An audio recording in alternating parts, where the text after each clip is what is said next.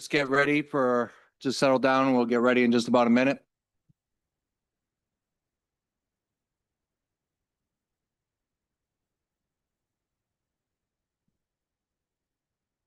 Okay, if everyone's ready to proceed, let's microphone, they improved it. Call to order. First item on the agenda is approval of the minutes. This item, the June 3rd, 2025 meeting minutes is not ready right now. And the May meeting minutes are not listed on the agenda. So we're going to have to vote on the May and June meeting minutes in August. You did update the agenda. Oh, you did? Do you update? When did you update this? Last week. Okay, within 48 hours? Yes. Twice? Okay. Sorry, I must have gotten an early copy. So the May 6, 2025 regular meeting minutes, are there any changes or amendments to them or any questions? Okay. Seeing none, is there a motion to approve? So moved. Motion made by Commissioner Renzulli, seconded by Commissioner Exter. All those in favor of the minutes, please signify by saying aye. Aye. All those opposed say nay. Ayes have it. Thank you.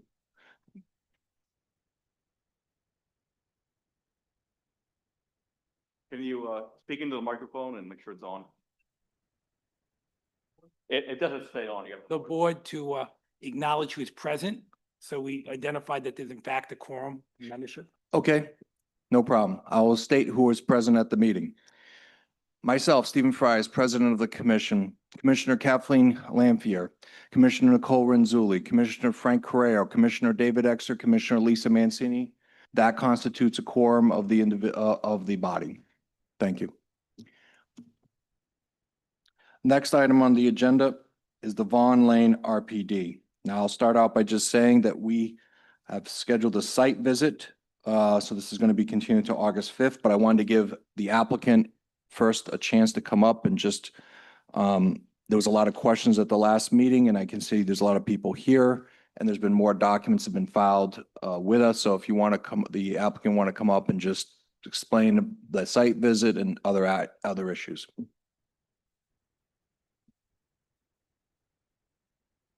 Thank you. Good evening. Tanessa Azar from Moses Ryan as attorney for the applicant. As the president stated, we've used the time since the last meeting to work on scheduling a site visit to the property. So that is going to be held in the evening, assuming you grant the continuance today. It will be held in the evening of Thursday, July 17th at 5:30 p.m. It's going to start at 666 Main Street, which is technically a Coventry address.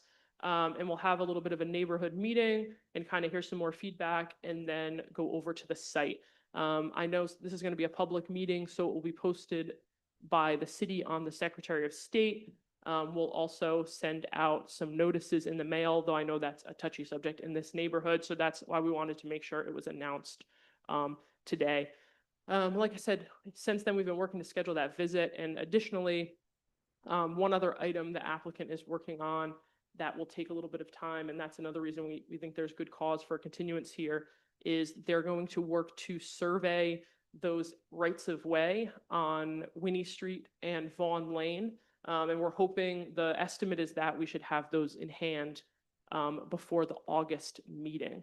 So we did submit, the abutters attorney submitted a memo to this body, and we did submit a response memo today. Obviously, there's a lot more to talk about and questions to answer. I think cohesively, it makes the most sense to do that all at once rather than kind of piecemeal. So, you know, I don't want to say that we're not answering questions, but I think it makes the most sense to do that all at once, especially once we have the site visit and get everyone a little bit more familiar with the site and have some more information in hand. So, you know, we do have responses. Like I said, some have been in the written materials, and there's more to come. Okay. Thank you, Attorney Azar. Just a couple of things. Yep. I haven't seen your response yet today. I apologize. I don't know if it's already on the website or when it came in. But I would say just when looking at their memo, a couple of things, not talking about the right of way on the street for a moment, Yep. but just the bullet points on page 13 about stormwater drainage issues. I'm going to be interested in you addressing that. And the issues on page 14 in particular about public water and service that will be available in particular above the Providence Water easement. Okay, north of it.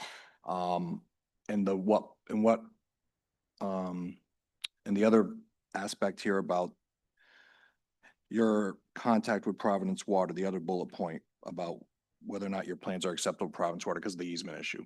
So those are something I hope you address by our meeting in August. Yeah, Okay, go ahead, sorry. okay, Yep, they're just mentioned, touched on briefly those issues in the memo, but further information will be coming. okay, thank you.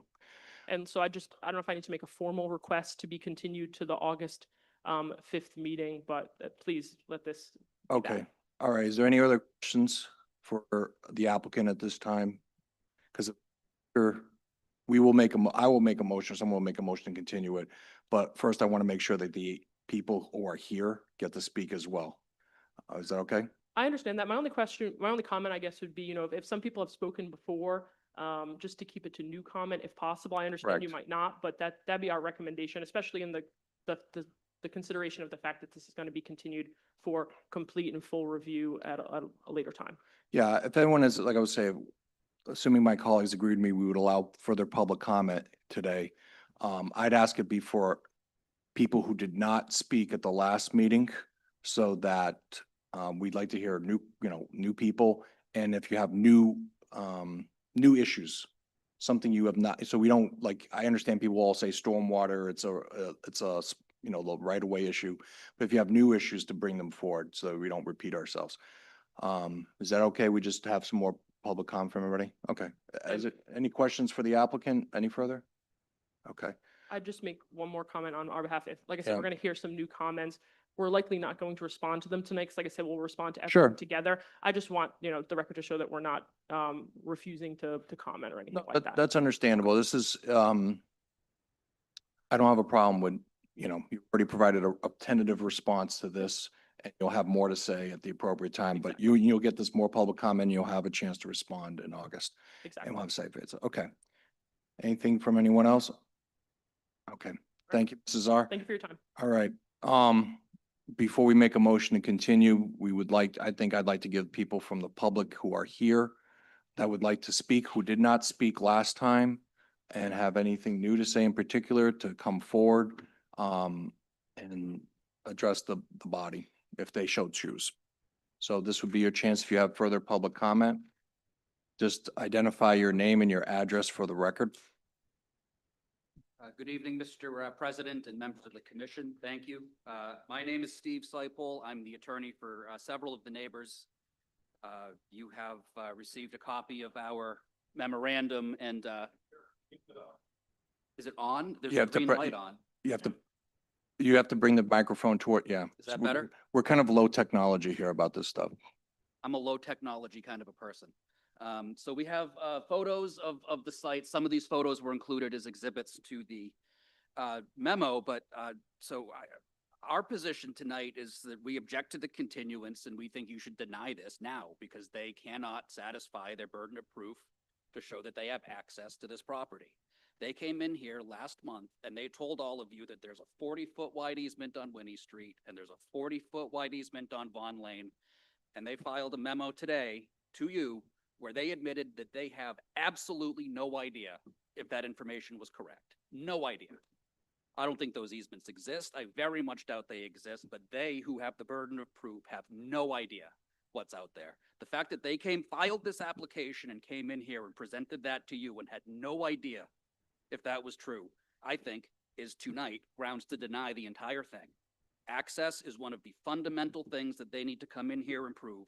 And for them to come in here, when I went to this site recently, and before I even got out of the car, I was stunned by what I was looking at, suggesting that these roads could be widened. It's outrageous.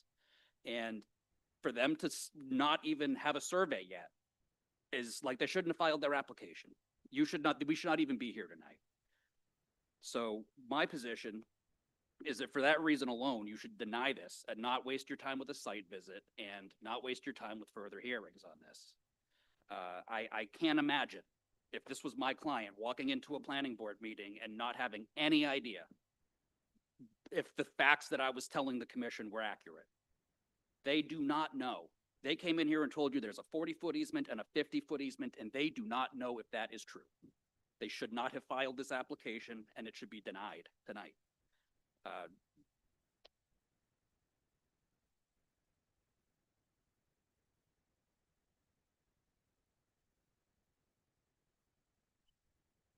I'm also concerned about this plan for the site visit meeting at, I don't even know what this address is in Coventry, and beginning at 5:30. I don't think that provides adequate time before the sun goes down for you to have a Q&A session. I don't even know where, down the street in a different town, and then make it to the property. I think that the game here is that they don't want you to see this property, because the second you walk down Vaughn Lane, you will see that this plan is impossible.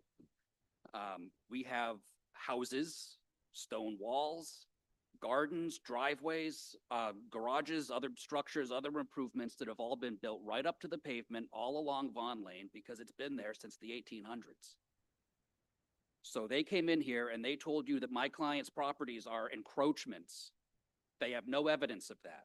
They said there are easements. They have no evidence of that. So from my perspective, this plan is impossible. This is not even to mention the aqueduct, which they cannot build over, which runs right under Winnie Street.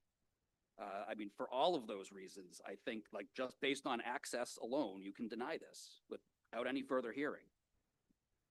But before I conclude, I would like to confirm when the date is, the expiration date for the commission to vote. I know that at the last hearing, there seemed to be some uncertainty about that, and I haven't seen the certificate of completeness to know when the 90 days would expire. Mr. Brueggemann? I believe the 90 days, the certificate of completeness was, it was offered in mid-May. I can't think of the exact date, but I could I pull think it it's, up. I think it's day, but I will confirm. August 16, because, you know, I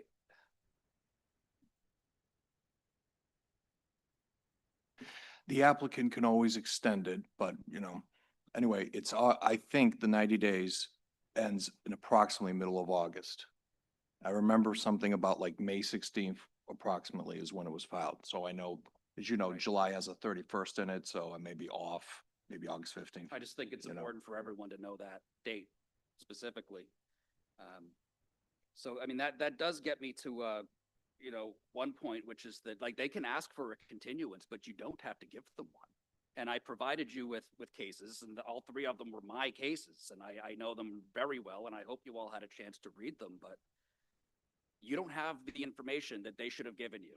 There are so many questions that they should have provided answers about before they ever filed this thing. And if you get up close to your deadline to vote, like, you don't have to give them unlimited extensions to go out and find information that they should have had before they applied.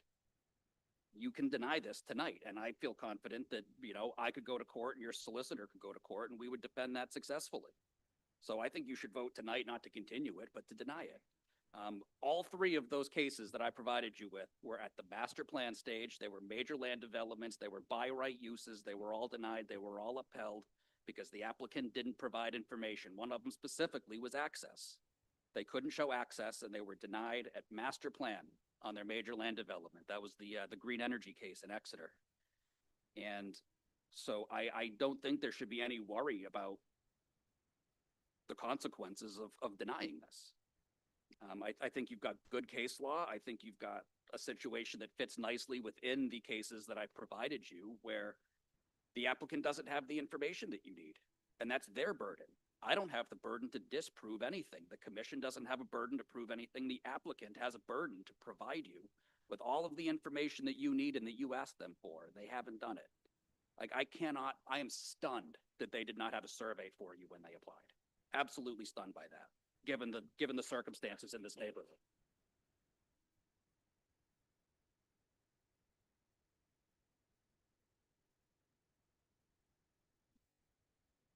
Okay, is there any other any other more you want to add at this point, or is that sufficient? Well, one other concern that I have is that I read the memo from, my, sister, council, that we were provided this afternoon. And so basically they just say, oh, well, we'll do this at preliminary and we don't need this yet. And kick the can down the road to preliminary. Well, for one, there's no public hearing anymore at preliminary. This commission might see fit to allow the public to speak, but state law does not require a public hearing at preliminary. So part of the game that's being played here is that they want to get to preliminary and then tell all the people in this room that they're not allowed to speak anymore. That's one thing that they're trying to do here. That is absolutely the game that is being played.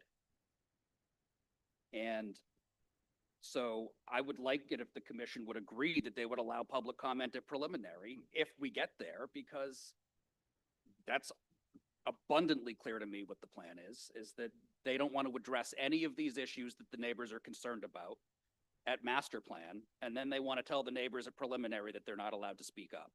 That's exactly what the plan is.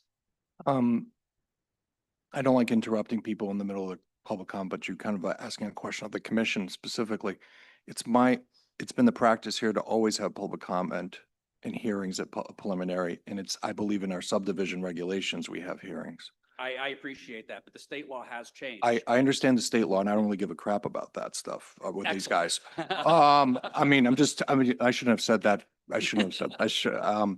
I believe that we have latitude under state law to have public hearings if I we think so you can do desire. that, yes. Yes, thank you. But I have been in other communities where some have allowed it and some have not.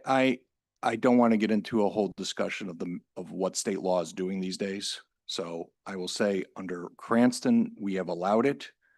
That is our practice. It's in our regulations, I believe.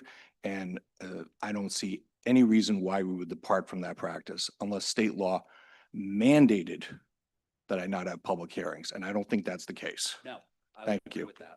Thank you. I appreciate that, Mr. President. And, you know, on a similar note, you know, the case law I provided ties right into this, which is that, you know, the developers in all three of those cases I provided you made the same argument that the developer here is making, which is I don't have to do any of this at master plan. Yes, they do. They have a burden of proof at master plan, just the same as they have a burden of proof at preliminary. And if they can't come in here and provide you evidence that they have lawful access, which they haven't, and you don't have to give them more time to do that, then it should be denied.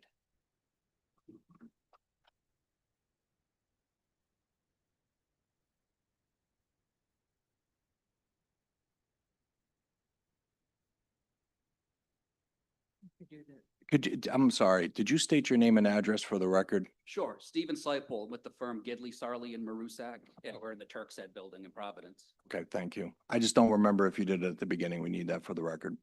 I appreciate your comments. I will like to hear from the other members of the public, and then the commission can discuss your request when we do a motion for continuance, whether or not to grant it or deny it. Okay? Thank you. All right. Thank you, sir. Are there any other members of the public that would like to be heard on this matter of Vaughn Lane at this time?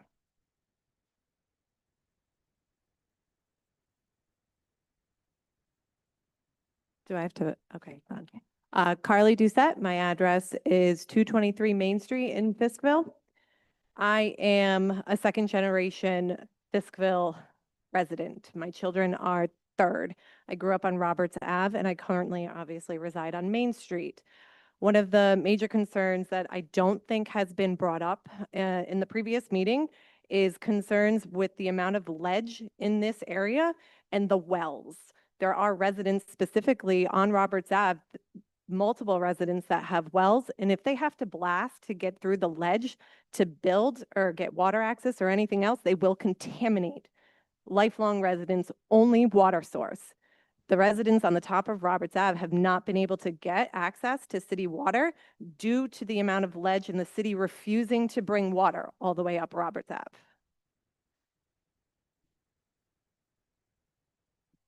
That's all I have. Thank you for your comments.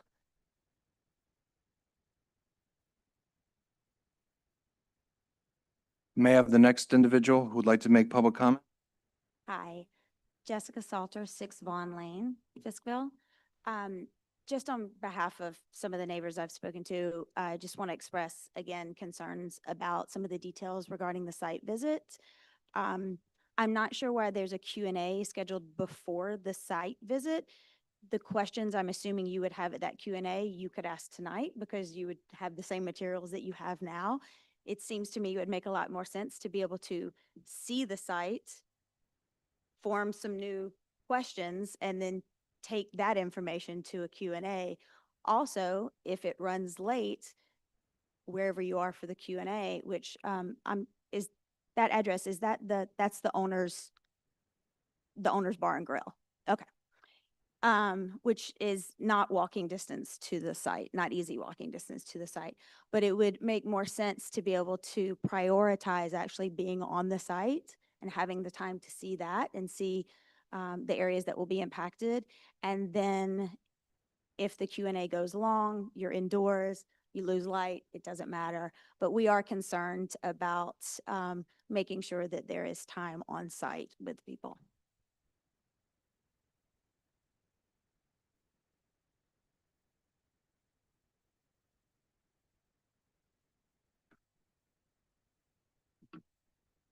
Okay, thank you. Anyone next would like to make public comment? Sav, Fiskville. First, I would like to address the Q&A at Harris Bar and Grill. As I recall, it was the community that requested the site visit. You do not have to step on the developer's property to see our problem. And I am uncomfortable with it being at a bar. At the developers. You should be seen as taking no side. And that appears inappropriate. You may have some people that will not go to a bar. They won't be able to go. And again, it was the community that requested this visit. You can come to Winnie Street without stepping on the developer's property. You can go down Vaughan Lane and you can see this without stepping on their property. I'm not sure how that got twisted to where it is now. Secondly, I won't beat a dead horse, but to Carly's point, I have some photos to submit. This is a house on Robert Ave. The ledge is their basement. That's how much it is. And these are runoff pictures, water runoff off of Winnie Street. So Roberts Ave is 40 feet north, approximately 40 yards north of Roberts. It traverses the same hill that Winnie Street. Your plan does not show the topography of the land, and it is a hill. Roberts Ave is one lane. The water seeps out from the sides of the road to the point where we have an iceberg at the top of the road in the winter. The city, a number of years ago, put a drainage type situation to help with the drainage across the road. It has not improved it, but the city has, for my entire life, provided us with a barrel of sand on our road to aid in our travel up that street. That is a 13-foot road. If you widen Winnie Street to 40 feet, the owner does not own property at the bottom of the hill to install drainage. That is my property and my neighbor's property. 40 feet, the water coming down off of Winnie Street, which already floods a couple of homes, goes out on Main Street, down Main Street, and practically every house on Main Street has a sump pump that pumps out. So the runoff is extreme. I would like to submit these.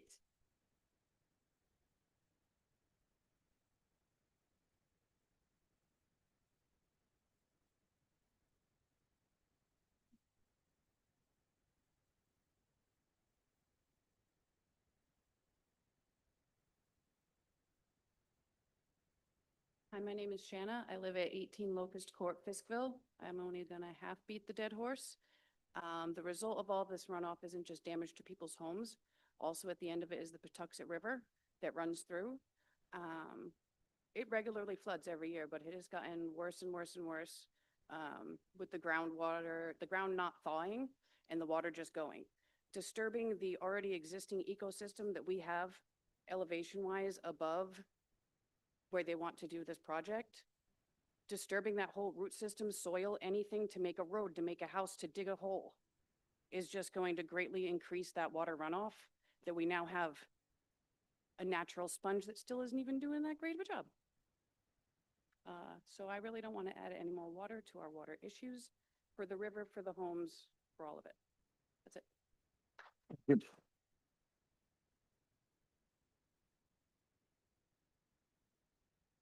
Hi, my name is Laurie Pimento. I live at 275 Main Street. I live in a little blue house. It's a small cottage, and I'm worried about them taking some of the property and knocking my house down or knocking my water system down, because my water source is at the beginning of Winnie Street. How are they going to widen that street without damaging my water? You'll see it when you go on your site visit. It's built up. The water company did that. I'm just very concerned with all the other issues raised, but I can't afford to move. I've lived there for 26 years, minding my own business, and it's very personal to me.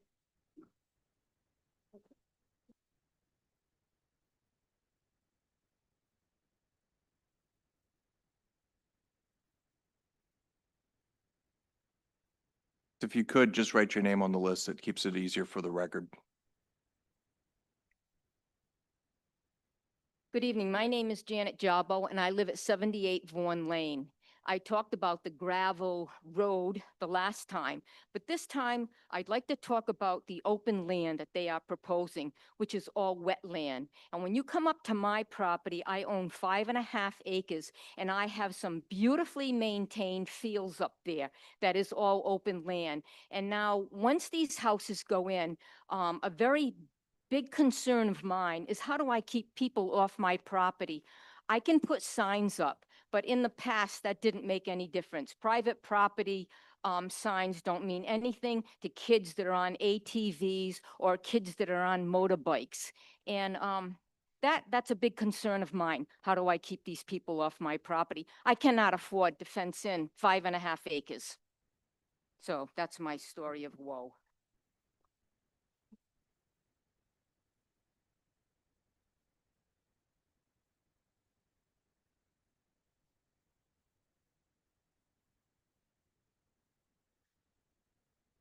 Any other further public comment?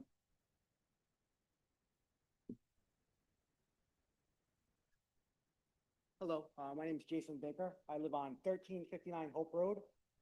Sorry I missed the last meeting. I noticed what was going on, but my son is currently in Orchard Farms. He's in the 1st grade, so I don't know if this was talked about last meeting. There are currently 3 groups of each one. Kindergarten has 3, 1st grade has 3. In his class, he has 21 kids, 20 and 20. And right now you have in Weston Cranston, you have numerous developments going up. I don't know if that was talked about. I can stop where I live on Hope Road. You go up right up Leighton Knight Road. It's called Leighton Hill Drive. Purcern, they started building phase 2. They have like 12 more houses to build over there. Go past Jock's Farm. Someone approved 6 subdivisions right past Jock's on the right-hand side. That's 6 more houses. Take a left, keep going straight. Take a left on Pippin Orchard Road. Right down the street on the left-hand side, it's called Orchard Meadows. That's 4 more houses going up. New sites. There's a big sign right there, Orchard Meadows. Keep going down Pippin Orchard. On the right-hand side, right before the church, it is called The Preserve. 8 more houses. So that's a total of 30 houses. They're probably going for $1 million a piece or 800,000. And there's going to be kids going in there. So right now at Orchard Farms, they're right there with kids. So unless we're losing kids, if we create more kids, there's not going to be enough room for those kids in our classroom. There's 21 in my son's class, 20 and 20. And I know Camden Woods built off of Hope Road, those kids can go up to Orchard Farms because they had to go to Oak Lawn. I'm almost positive about that. So I don't know if that was talked about, but that's what I wanted to say. I don't think those 30 new houses that everyone approved, with those 44 is going to be overwhelming in Cranston. Just like you couldn't approve the Garden City one with 44 off of, where the golf course is. They were trying to put 44 over there, or 40, and I think it was going to overwhelm Garden City schools. But that's it. That's all I had to say.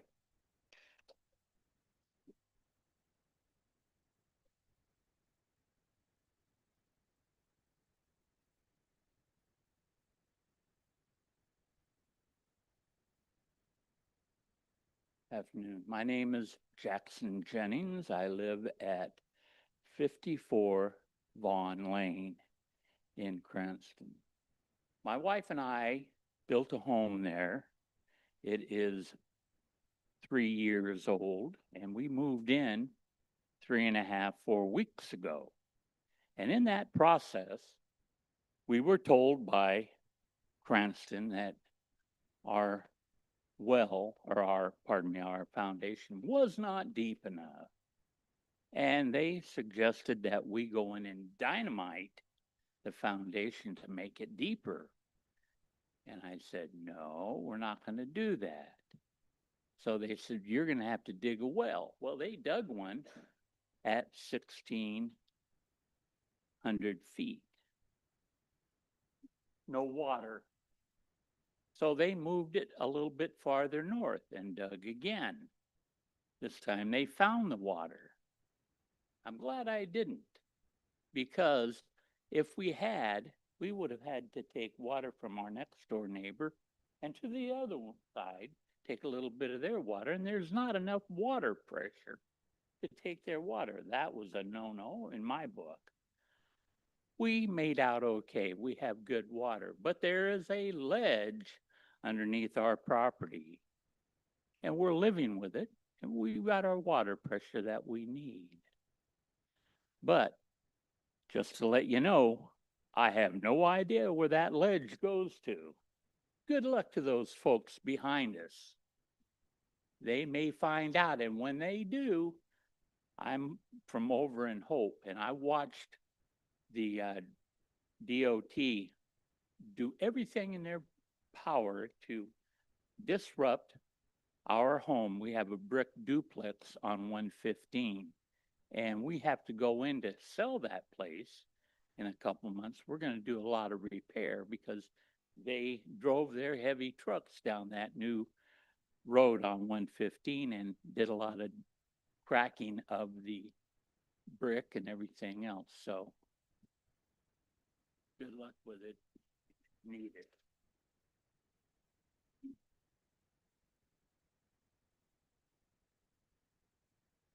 My name is Richard Campopiano, 1640 Pippin Orchard Road. I am the citywide councilman here in Cranston. I do not have a vote on this, but these are my constituents. And with this many come out, it does raise my eyebrows and my concerns. I'm hoping that this commission addresses their concerns and does their due diligence to come to a solution in this plan. So thank you very much.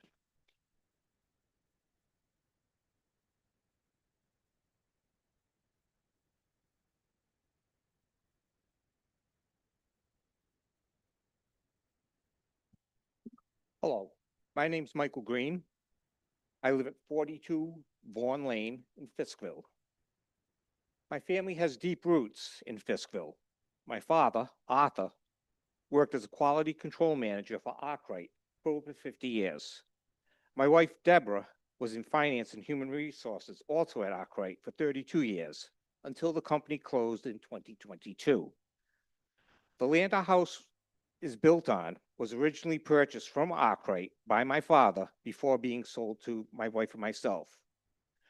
This land is directly behind the property of 125 Main Street, which my parents owned at the time. I guess you could say I moved into my backyard. I'm here to express significant concerns regarding the proposed housing development between Vaughn Lane and Winning Street. One of my concerns is related to water runoff. 2 years ago, in December of 2023, for the first time of all the 45 years I've lived at this address, our basement experienced 10 inches of flooding. Firefighters who pumped out our basement attributed this directly to the clearing of the trees of the neighboring lot, which Mr. Jennings just spoke about. I have photographs documenting the significant water runoff, which we incurred at the time, and I will pass them to the council. Given this past experience, I'm deeply concerned about the potential for increased water infiltration once the area is cleared for development, especially given the high water table in this area. Our home has a full-size, 9-foot-high basement, and we installed the French drain system when we built the house, what was precisely to address the high water table. The French drain system worked perfectly until December 23. Now my wife and I are concerned every time there's a heavy rainstorm. My second concern pertains to the land adjacent to the frontage of my property. When my wife and I moved in, this parcel of land was heavily overgrown. My wife obtained permission from Arkwright, where she worked, to clear and maintain this land at our own expense, which we have done for over 44 years. We understand that this parcel is now projected to be part of the development's access point, which would result in a loss of significant portion of our property's frontage, including half our circular driveway. And I'd like to thank you for your time and attention to this letter and letting me address my concerns.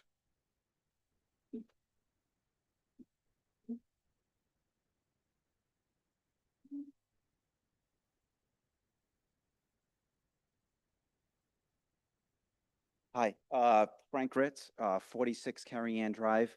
So as the elected person for Ward 4, I stand here not just as the councilman, but as the voice of the residents for Fiskville. I know many of them are here, but over the past few days, I have walked the area and talked to a lot of others that aren't here today. So I wanted to share some of the things that they had to say, that many of them were already said, but just to reiterate for those folks that couldn't be here. The community's made it abundantly clear, this proposed development does not reflect their needs, their values, or their vision of the future of the neighborhood. The plan to build 44 single-family homes in a quiet, historic corner of Cranston raises serious concerns. It would clear half the forest canopy, land that's remained untouched for generations, not just trees, that's wildlife habitat, that's flood protection, that's part of what makes Fiskville special. Residents rate valid, pressing issues, flooding, damages are already a challenge there. Traffic and road expansion that could disrupt the character of the neighborhood, the strains on schools, emergency services, without a clear plan on how those services will be supported. Let me just be clear though, Fiskville is not asking for special treatment, they're asking for equal treatment, for the same basic services and thoughtful planning that every neighborhood in Cranston deserves. As the councilman for Ward 4, I urge the commission to pause. Let's take a step back. Let's demand a more thorough environmental and infrastructural review. Let's work together, the residents, city officials, and the developer, to find a way forward to respect the land, the people, and the future of Fiskville. Thank you, guys.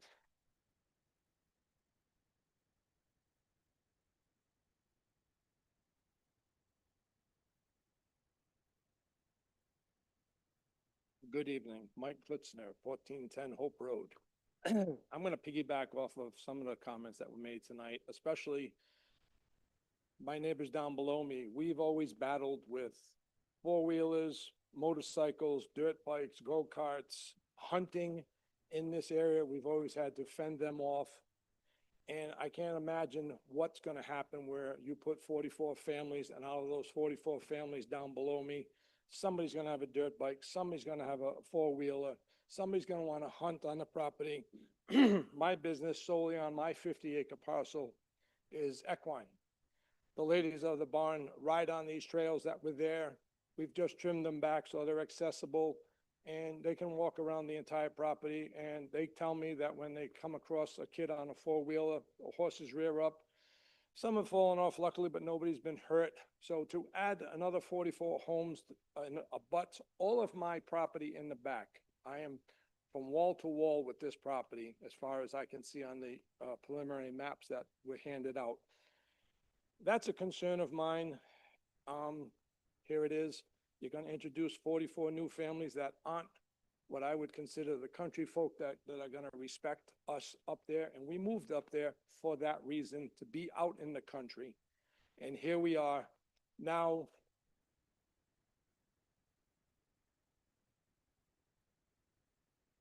our lifestyle is going to be impacted via the travel, lack of police and fire, additional 44 families that we have to deal with and keep them off of our property.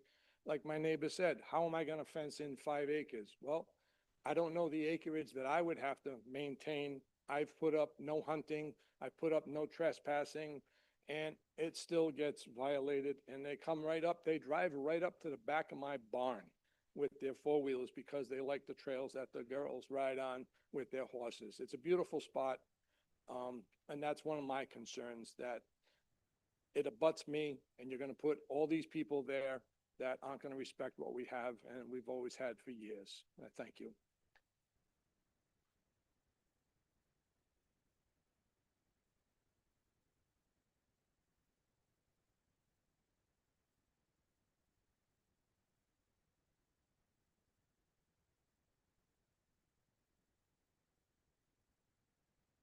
Yeah, that's me. That's you, sorry. Hi, my name is Jan Ragno. I live at 1439 Hope Road. So a couple of weeks ago, there was a bear. I wasn't home, but there was a bear that walked across the back of my yard into my neighbor's, and somebody filmed it there. From there, it went across the street to Mike's farm and in that land in the back, which is exactly what they want to be developed. The next day, I feel like I live at Roger Williams Park Zoo. There was a snapping turtle that came from the pond on Mike's land.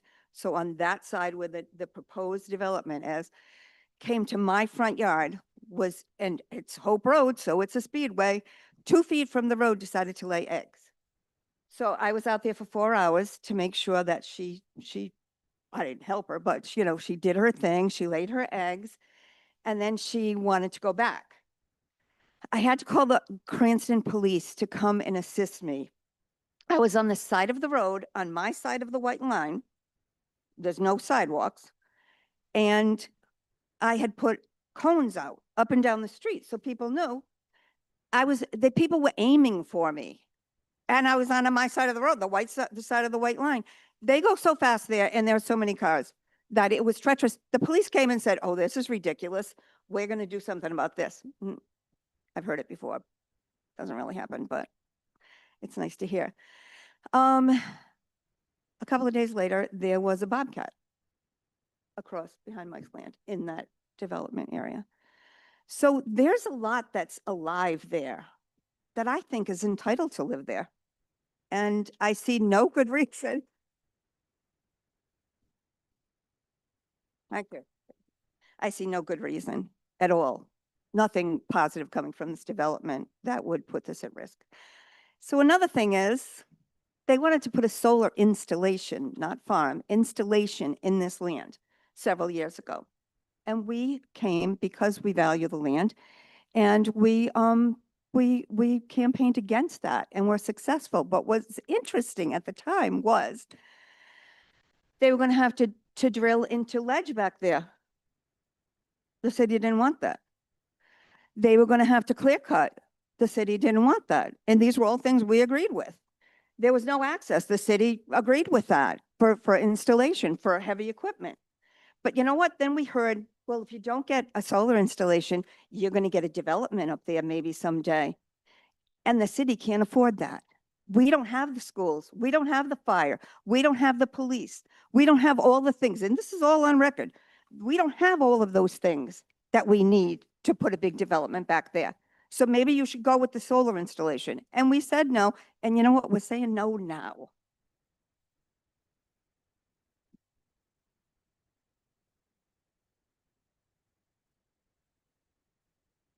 Thank you. Anyone else?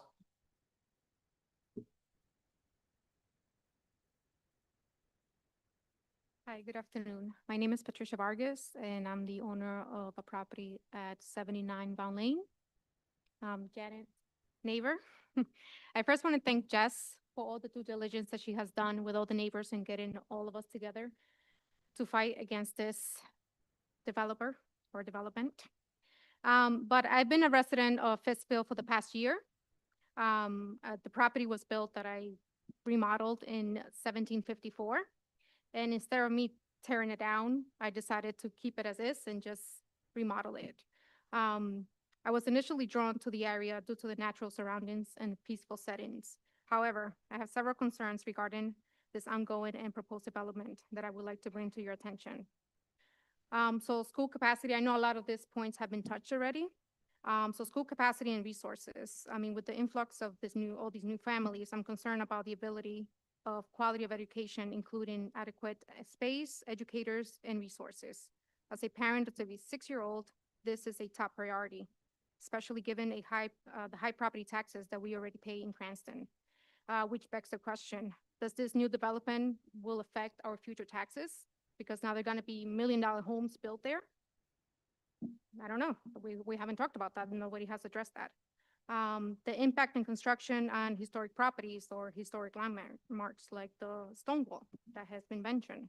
My home is significantly historic, I would say, and I'm worried about the potential damage and disruption can cause nearby construction. Preservation and structural integrity must be considered. The neglected road, the maintenance of it. The Janet has been putting up for years. I mean, I drive by it every day. This developer has never addressed this. Said, I'm not taking care of this. And in this new plan, not going to take care of it either. So really doesn't care about the neighbors around there. And the safety of this dirt road that has been maintained by Janet all these years. Increase in traffic and safety. The narrow street is already challenging to navigate, and additional traffic from new developments will accelerate congestion and safety concerns. So I appreciate the opportunity that you guys can take some time in discussing all these concerns that we have and the attention and importance. Thank you.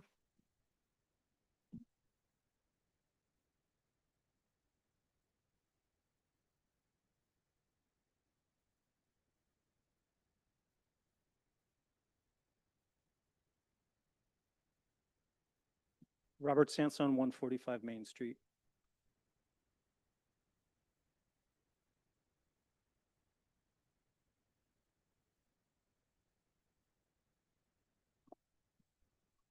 Good evening, President Frias, and to the whole commission and also all President Cranston officials.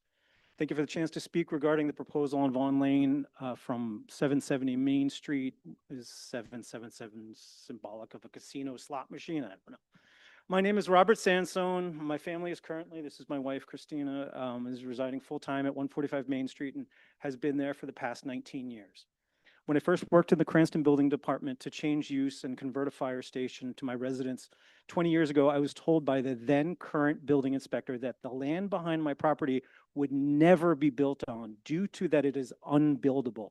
He was an avid hiker and he knew the area well and told me of the vast wetlands and how they would hinder building in the future. I do so believe that I have the support of my neighborhood to speak for and may be long-winded, but have been collectively asked to speak partly on their behalf.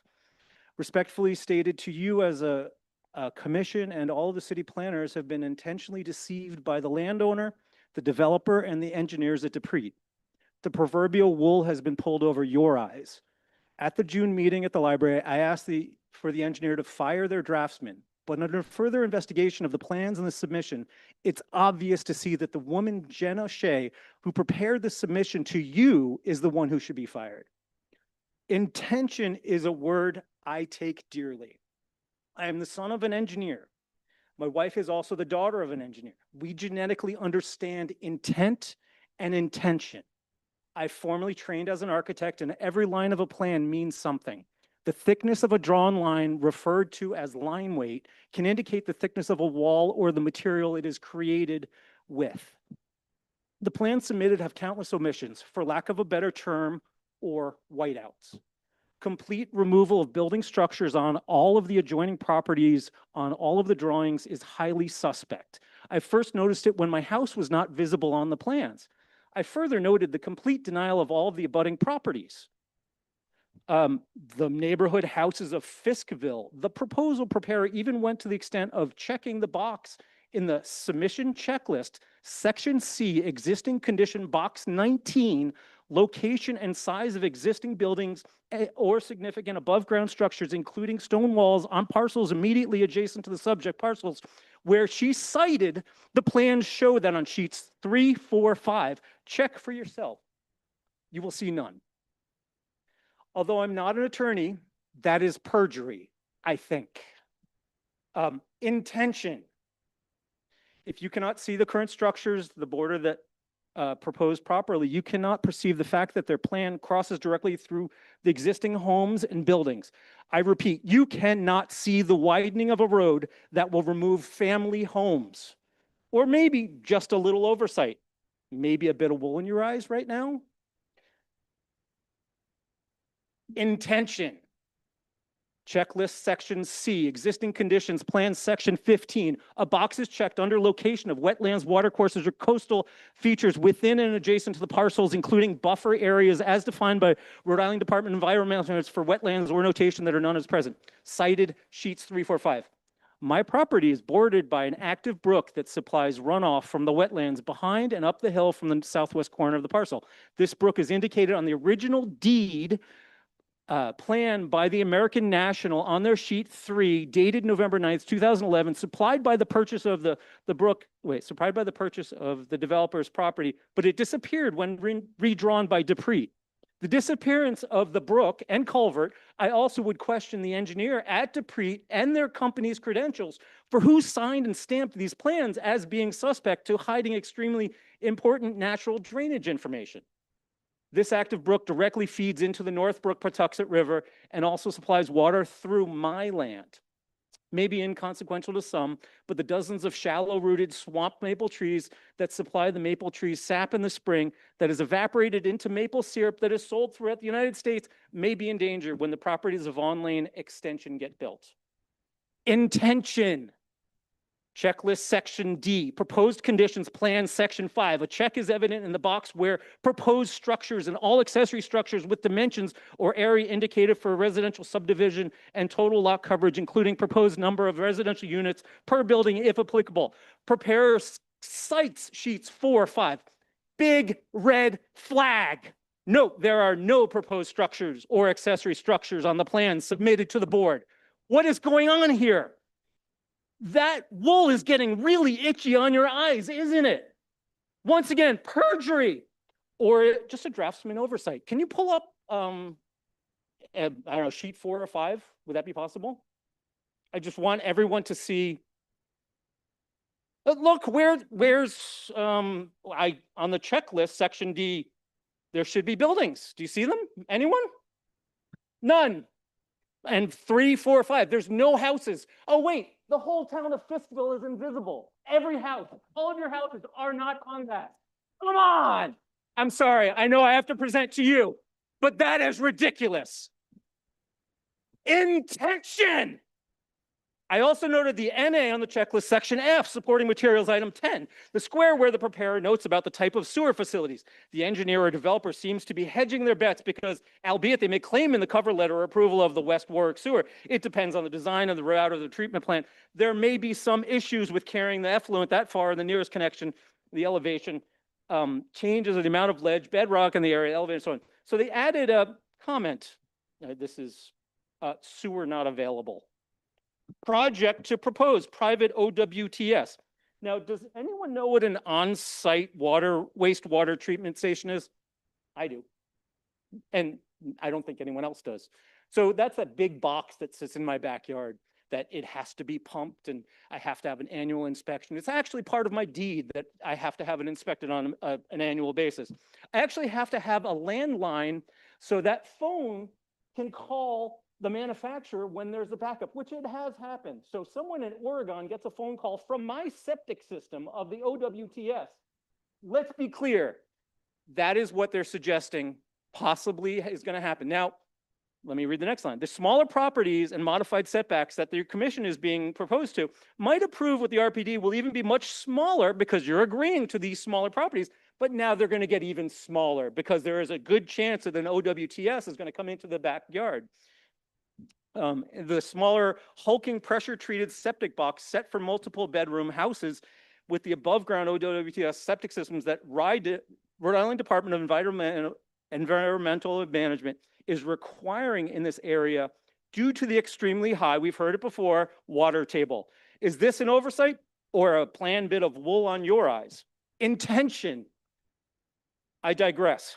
Okay, who in this room has personally conducted an extensive wetland study for a major building proposal? I raised my hand. I wrote that down just in case I forgot. Measuring and documenting systematically and scientifically the depths of water in dozens of test pipes drilled in the ground, and then compiling a visual chart of water before ground and above. Locations of these test pipes should go in the claimed wetlands and reach into possible not yet declared wetlands. Now, Deprete has submitted with a proposal that there are flagged wetlands on the date of January 17th, 2023. Now, question to yourself, this goes to the whole commission, and this goes to the engineers and the designers. When are the wetlands wet? Or even the ground is wet? That day in January, a high of 52 degrees and approximately a paltry total of 1.5 inches of precipitation in the 3 weeks leading up to that flagging wetland properties. Might I suggest in May, when the anniversary of the 2010 flooding occurred, it would disclose the true wetlands and not just an arbitrary one that was derived from an outdated aerial photography on a nice day in January. By the way, during the flood, which goes to that we spoke of it the last time, I swam out to save 6 different drivers from their automobiles in the darkness of the night that were completely submerged. Your flood map is very inaccurate. Even FEMA could not get to our houses. It was so flooded. Intention.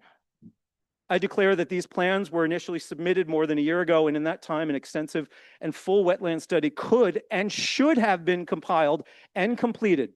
But alas, then there would be an accurate knowledge of the parcel, and we all know ignorance is bliss. Intention. My favorite of this whole design is the isolating and locking 2 current resident properties in the middle of the plan with no ingress or egress, while the irony is that what the developer is also looking for are the allowances of the commission for. Intention.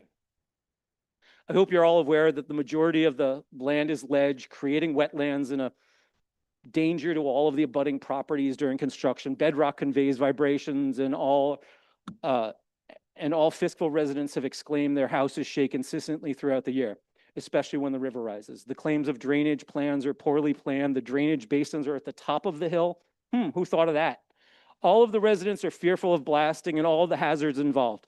Please take that seriously. And the runoff and the whole plat map has not to be some random AI generated plan that anyone can generate in ArcGIS. I actually did that the other night. It was kind of neat. You could just draw a little line and then it created a plan that looked just like this.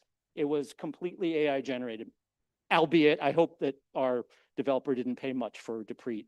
But I could go on and continue to show that many more faults of the plans that were submitted to you, but I am not going to. You get the idea.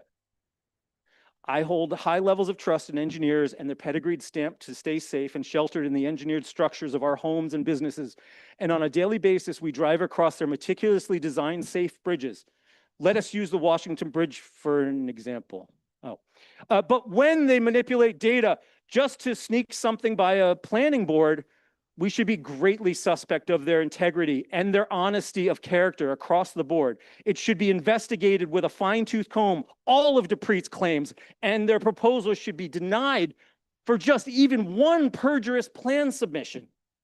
As a resident and taxpayer of the city of Cranston, I also demand of you that all current and future plans from Deprete be examined for these same types of perjurious games that hide pertinent data from you, the board, and they never happen again. I ask the city attorney to analyze these claims of perjury and deception, and as a taxpayer and a butter of the said proposal, I demand of you to investigate the ethics of the engineer and their perjury on submittal and share these actions to the State Engineering Licensing Board. In conclusion, I ask the board to realize the plans are completely non-buildable as a 44-unit cluster housing development, and the designer and planner knew that from the start and had to use these acts of deception to submit these bogus plans to you.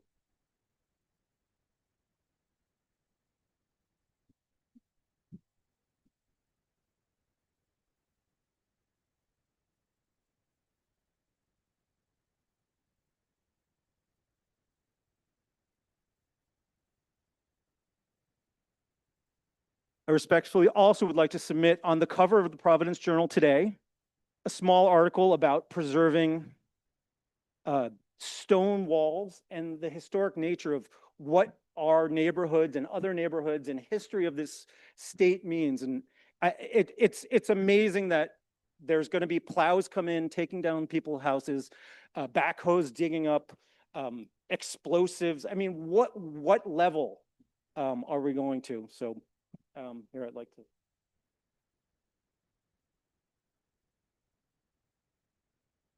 Thank you.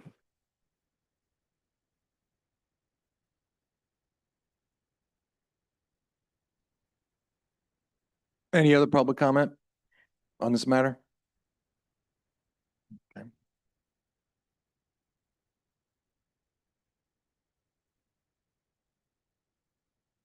Hi, my name is Jonna Doyle. Although I'm not a Cranston resident, Could you say your name again and your address? Jonna Doyle, I live in Situate, 104 Franklin Road, but I have a horse at the barn at Klitzner Farm, 1410 Hope Road, so it's basically my second home. Just some things I wanted to touch on. So obviously with more homes, that means more families, that means more students entering already overcrowded school systems. Our education budgets are stretched thin as it is. This is only going to add pressure into the budgets, and that's going to cost us, the local taxpayers, I'm sure, even more. And unless this housing is truly affordable, which based on the prices of all the other homes recently built nearby, it probably isn't going to be. So it's not going to help this or solve the housing crisis we're facing. I'm 21. I hope to buy a home soon, and by the looks of it, it's not going well.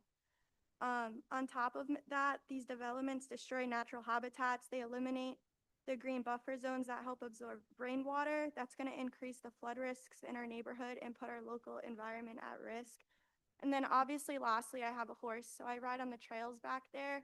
I myself have anxiety. Riding horses is something that really helps that. I go all the time and ride. The last thing I want to do as an anxious person is, trying to ride, calming down, and there's an ATV or a hunter. I know the barn and the horses mean a lot to everyone with me out there too, so I just hope this doesn't go through. It seems like short-term growth leading to long-term issues, but that's all.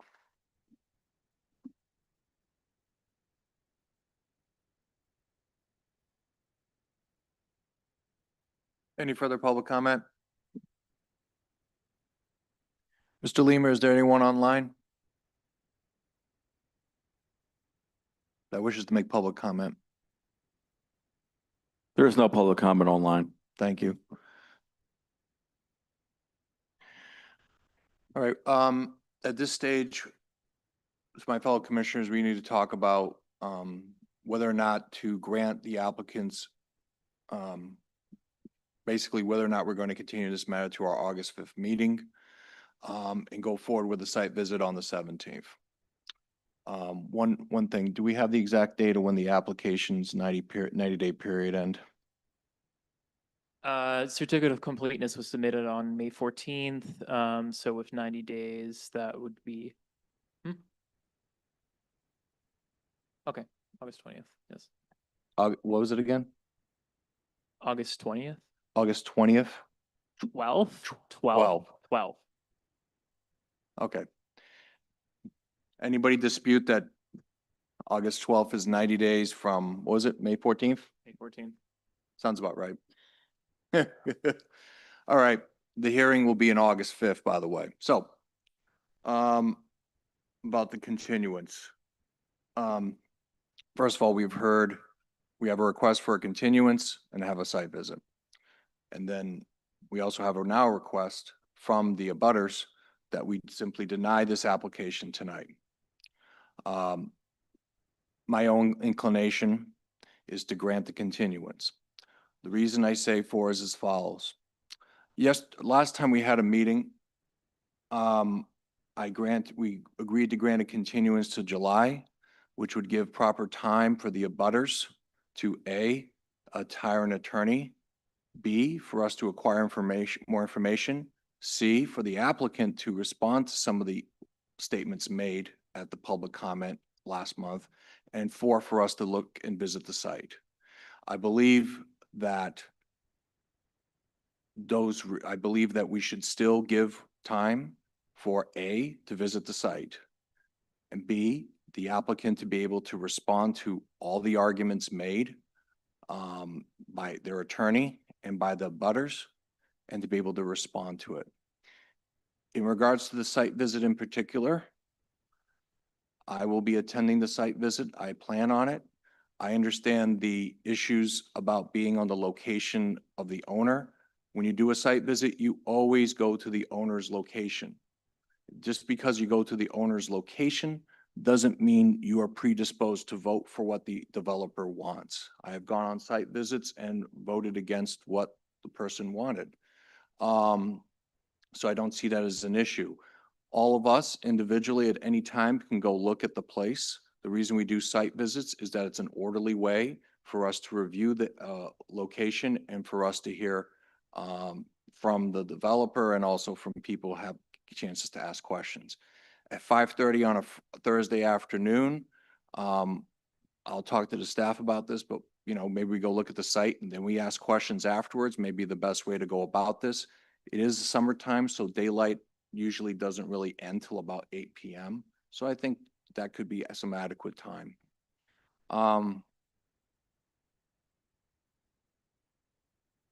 There may be a couple other things I was thinking about in response to some of the arguments made by the attorney for the abutters, but I think I kind of covered why I think a continuance is proper so that we get, before we make a decision one way or another, or I prefer to have all the information and all the arguments. In the end, we may decide one way, we may decide the other, but I like to get a full record before I decide. So, any of my colleagues have anything they want to talk about in regards to the continuance or the site visit? Commissioner Renzulli? Thank you, President. I too would like to have the continuance simply because I would like to go to the organized site visit. It has been discussed that now that the abutters and the neighbors have an attorney, going to their homes might be inappropriate, but we can go walk the roads, walk the area. And I do want to be able to walk the area with some of you, all of you, whoever wants to go there, so that when someone is presenting something to us, you can say, no, that's not true. No, it's like this. Come look at this. So I think having the site visit and all the information is the proper way to make a decision one way or the other. Someone talked about, it was a great line from, I believe, Councilman Ritz, saying that the residents of Fiskville are not asking for special treatment. They're just asking for equal treatment. And I think that we have to give that treatment to the developer too, if we're being fair. I'm not saying going one way or the other, but we do have to be fair. We do owe that to the developer. So that would be my opinion, but I would also like, to someone's point about the site visit, I would like to walk the site and then ask questions, because I am going to have questions from walking the site. So who controls that agenda? Can we change that? I think, Director Ashman, do you want to respond to the commissioner's inquiry? Yeah, we haven't posted the agenda yet. We can change the order. We'll discuss with the client. They're definitely just The applicant. the applicant. One of the things to be aware of is parking is going to be tight here. So, yeah. So I think Commissioner Renzulli, what we can do, I assume the applicant will be open to this, would be we would walk and then we can have a location where we can, ask questions afterwards. One of the thoughts of starting at the grill was that people might arrive in all their separate cars, but could go over to Vaughn Lane in fewer cars. But that was just a thought. I'm unsure of the parking situation there, but I hope that we can figure it out before then, so we can direct people where to go, or tell commissioners can, ride together. Everyone here lives there, so That'll help a lot. that Yeah, will and help in told that you case. can park on Main Street, and I've already reached out to the police to let them know that we'll be having an unusual number of people parking on Main Street that night. Okay. Well, if we're gonna have more houses over there, then we probably need to figure out where people are gonna go anyway. Also, I just wanted to say that I have really no opinion about where we meet after for the questions. It is true that even you know, being on the city council, we have gone to where the developer asks us to go. That doesn't, if someone has a different suggestion of where we go, that's just the most organized place to go. If there was a library to go to or something, we could do that, but I don't think there's really other options. So I just wanted to say that does not sway me one way or the other where we go to ask our questions. I just really want to be able to ask the questions. And I don't know if this is the appropriate time to say it or not. I do hope that going forward, I would like everyone to continue to be able to have public comment, no matter if we're at master plan, preliminary plan, whatever plan, because obviously people have intelligent, insightful things to say. And I would be in agreement with that. I always want the public to be able to speak. And I do want to know if, whether it's this time or next time, I'm really concerned about some of the things that were brought up. I'd like the applicant to answer. Right, Or, right. So this is one reason the applicant would have adequate time to answer, I think, in August after hearing all this. Commissioner Lampier? Thank you, Mr. Chairman. I would also agree that the site visit should be done first so that we have the opportunity. And that's really what I think the commission is most interested in at this point. We've had the opportunity to hear from members of the public and will again, but we would like that site visit to be able to put a lot of those comments and what the applicant has presented to us in perspective. I would also suggest that the manner in which that site visit is arranged be done with consultation with our city solicitor. And I say that because we did have a previous matter where there was a site visit with members of the public and the commissioners, and there was a complaint filed with the Ethics Commission. I don't believe there was any other commissioner sitting here tonight that was part of that, but I was part of that matter. And the Ethics Commission found that we did not conduct that site visit appropriately. So I would just want to ensure that there be some consultation with our city solicitor so that that site visit is done in an appropriate manner. The third issue is the continuance itself. This is at the request of the applicant. And through the chair, may I ask a question of Ms. Azar? Proceed. This is a request by the applicant. I would say that there has been a lot of information that has come to us since our last meeting. The scheduling of the site visit has caused the matter to be, for a continuance to be requested. That puts us very close to the 90-day date. So I would like to know if the applicant is willing to waive, as part of their continuance request, that 90-day period in which the commission is required to act. Yeah, so we could do a 30-day extension if you'd like. That way we keep it within a time period to keep everyone on track, but gives a little bit of breathing room for the August meeting. So I'd propose a 30-day extension of that 90-day period. But not a waiver. No, not just a general waiver, just to keep everyone accountable. That's just my suggestion. I mean, I'll make that request, but I'm willing to hear your feedback. I would, I think a 30-day continuance is better than no continuance, but I also think it's in the applicant's interest, considering the sort of scope and breadth of the issues that have been raised, for the commission to be able to address it in an informed way, rather than not being able to approve something because we don't have the information that we need to have and the time to adequately consider it. And I totally understand that. It doesn't have to be 30 days, but I think we should put a time period on it just to keep everyone kind of accountable. Would 60 days make the board more comfortable? That's just my personal opinion. I'm certainly, I can't speak for the other commissioners. It would make me more comfortable. It's, if Commissioner Lampier feels like to ask for that for 60 days, you understand the burden of proof is on you, so we could certainly, and that certainly, it could be given again, right? It's not saying that that's the only continuance, the only extension of Right. the time for decision. It could be incremental to see how the process proceeds, you know. Yeah, I that- mean, usually, when you ask for, people have different philosophies. Yep. Whether it's unlimited, a certain time period, small, and then requests subsequent. So if, I think the commissioner would be comfortable with 60 days, you can decide, how we want to go in August beforehand. If 60 days is something you want to put in writing, Yeah, just how let do us they know. Normally handle it in Cranston? Is it normally a letter from the applicant? The letter and applicant would be sufficient, in my Yes. opinion. Okay, so Yes, and I also just want to say for both the applicant and for members of the public, the purpose in requesting that is not to make things go on interminably. We would be able to address things, but we would have that additional amount of time. Doesn't mean we would necessarily need it, but if we do, then we're at least in a position where we can consider things adequately and appropriately, everyone's arguments and everyone's information without being under the gun of that 90-day timeline.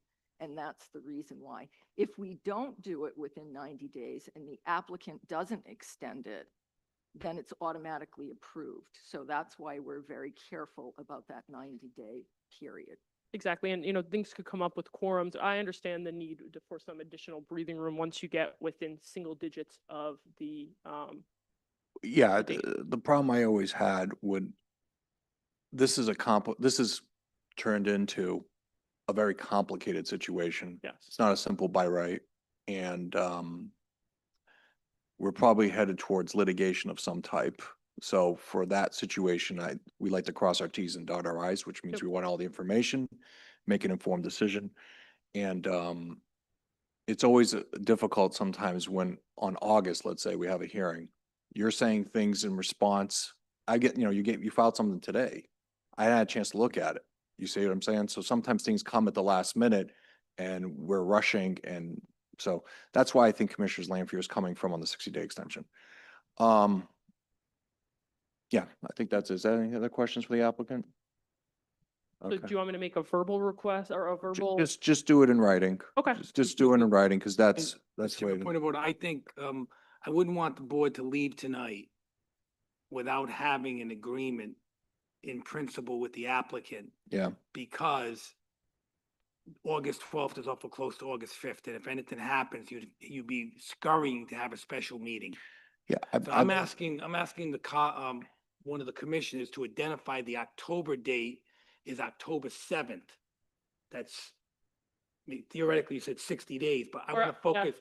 I should have said, if the decision deadline is August 12th, let's extend it out 2 months essentially. So October 12th. Right. That would be perfect. That's I would fine. ask, and you can always agree to a longer time, but I think we need Exactly. to pay attention to these meeting dates. Okay, So- so so- it would be, you'd be putting in writing a request for October 12th. Yes. Okay, I think we have verbal confirmation. Yeah. All right, anything else for the applicant? Okay, one thing, Mr. Igliozzi, just Commissioner was talking about this open meetings thing. I know that you're the solicitor for tonight. Mr. Marcello will be dealing with it. What she's talking about was an open meetings violation that was decided by the Attorney General about how a site visit was handled regarding Natick Solar. So I'm not sure if Mr. Marcello will be back by then. I assume he will be in time for the site visit, but we can just explain to Mr. Marcello to make sure the site visit is structured correctly. Okay, thank It's been you. noticed, Mr. Chairman. Head Director. For me, or would you like me to sit? Oh. Okay. Would it be okay to post the site visit address as just the end of Vaughn Lane? Because if we're not meeting at the Bar and Grill. Well, it would be, I think, oh, that's a good question. The yeah. address on Main Street might bring people to the wrong place. We might want to. What? Okay, 1 Vaughn Lane it is, sold. Okay, so what we'll do is that the site visit would start at 1 Vaughn Lane, and then the Q&A the end of it would be at the Main Street. Okay? That's perfectly fine. Like I said, we're just trying to make it so that everyone can get there. So if that Okay. works for the commission, that's perfect for us. Okay. All right. I'll return to my seat. I think you can. Okay, thank you. All right. Is there any other questions for the applicant. What? No, nope, nope. We're right now oh. Sir, I really, I understand your concern, but right now we've already had public comment and now we're deliberating about whether or not to grant a continuance, okay? So that's the way you're supposed to do it. I can't say anything. You had an opportunity to say things before, and you will have an opportunity to say things in August. Unless it's an emergency situation that you have to tell me Well, about. this is an emergency situation. Nobody brought the question up. Can I speak? Recess to deliberation to allow this gentleman to speak. We're gonna recess deliberation temporarily. Go ahead. Nobody brought up this. You have to state your name and your address. Richard Scalavino, 1380 Hope Road.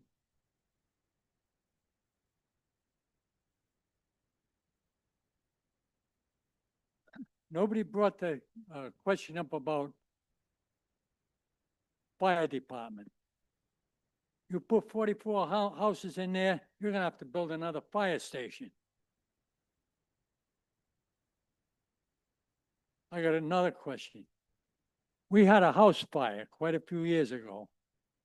Do you know who responded to this? Not Cranston, Hope Jackson.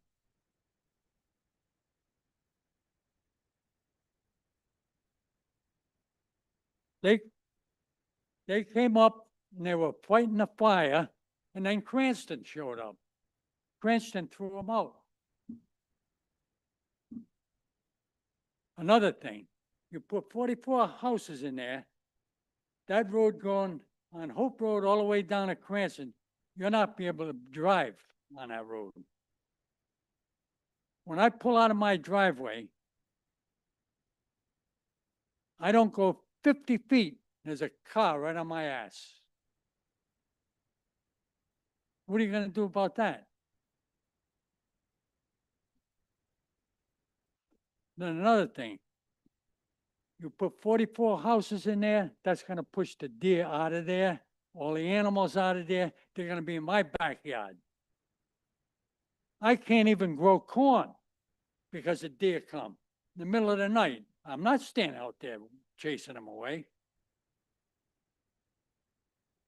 You call a DEM up, you know what they tell you? Fence it in. I got almost 5 acres. How am I gonna fence that in? I can't afford it. That's about all I got to say.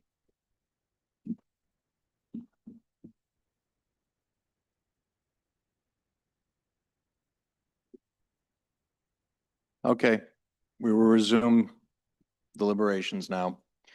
So I think we've talked about the motion, about the continuance in the site visit. Is there anything further from my fellow commissioners about this topic? Commissioner Mazzulli?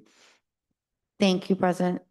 I'm not sure if this is appropriate to ask now, but I did want to ask the attorney if he has any comment or advice considering what was brought up by one of the members of the public about not having about being deceived or the wool over our eyes about this plan.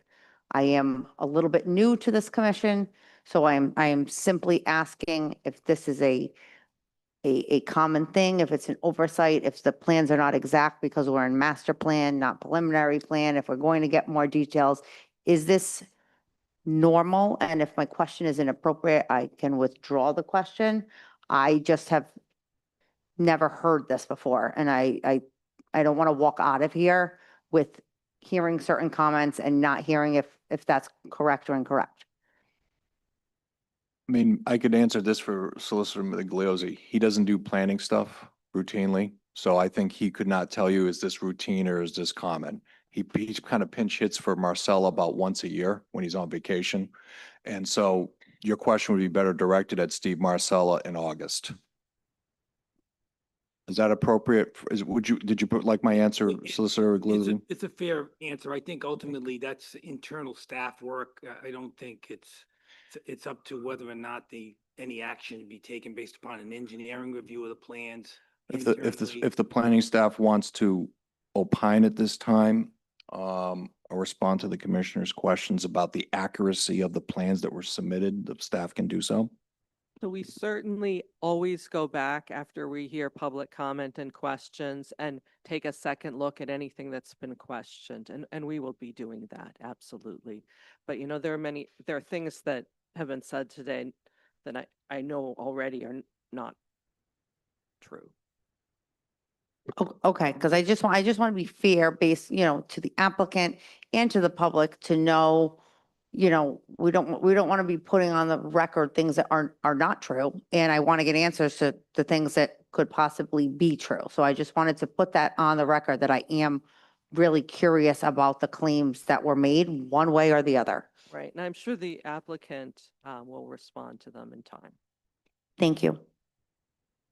That's the legal process. Let's see. Any other comments, questions? Otherwise, we can make a motion to continue this to what? Grant the motion for continuance until August the 5th? To be heard on August 5th, is that the date? Am I right about that? Okay. Go ahead.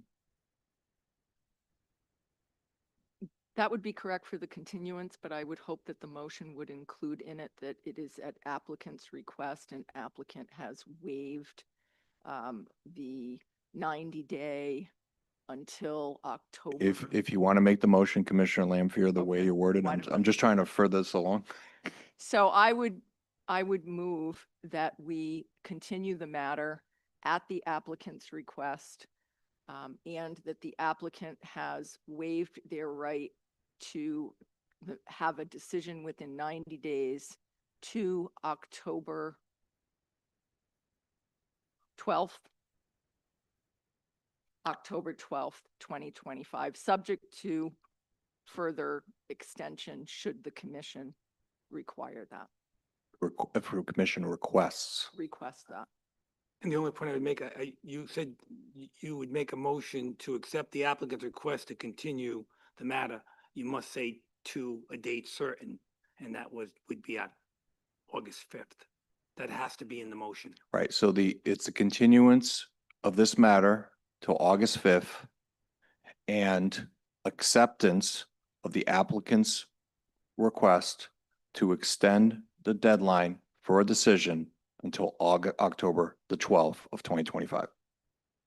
Is that your motion? Yes, that's my motion. Okay, that is the Commissioner Lanfear's motion. Seconds? Second. Second by Commissioner Renzulli. Any further discussion? All those in favor signify by saying aye. Hi. All those opposed say nay. Ayes have it. So we'll see you all again on August the 5th. And we'll see you before that at the site visit. Thank you all for coming out tonight.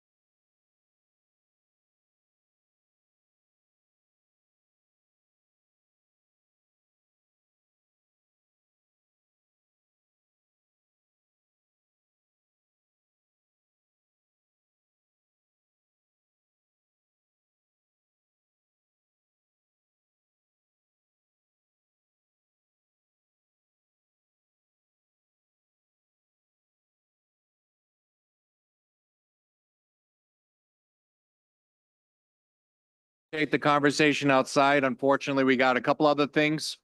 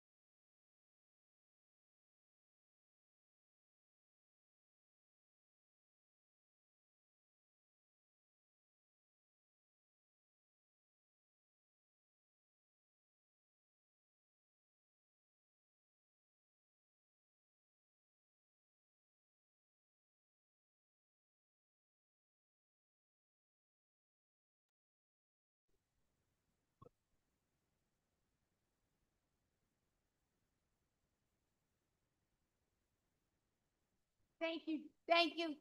Okay, let's continue on with the agenda. These things should move pretty quickly at this point, guys. I heard that before, right? Okay. Let's see, the next item on our agenda is,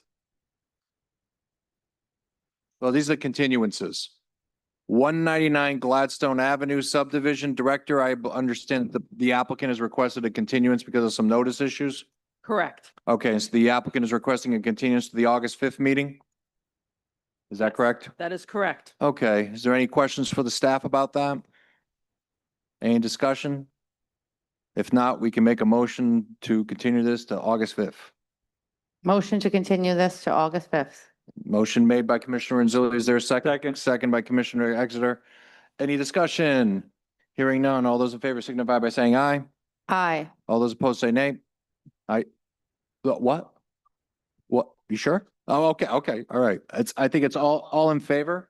All right, everyone's in favor. All right, all right.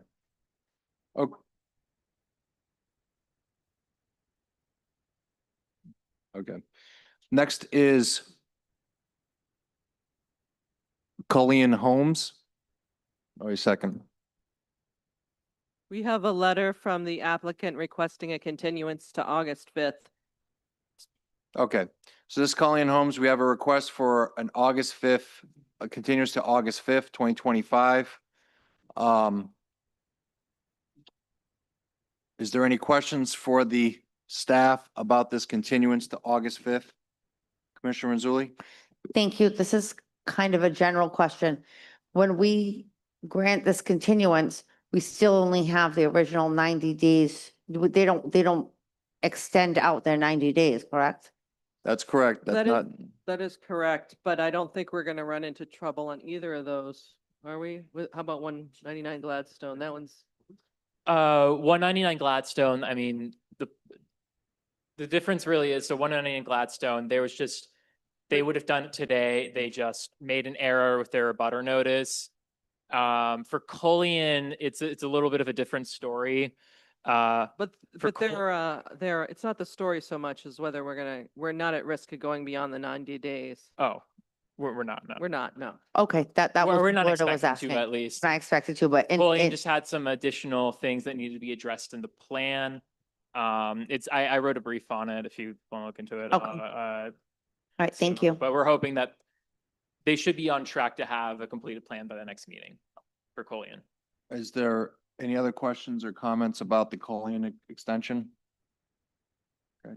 One thing I'll just say to the staff, just in general, whenever there's a continuance, you should know that the date the 90 days ends for future meetings. Okay, just that it's so that the staff, so that the public knows and we know if something comes up. Okay, all right, thank you.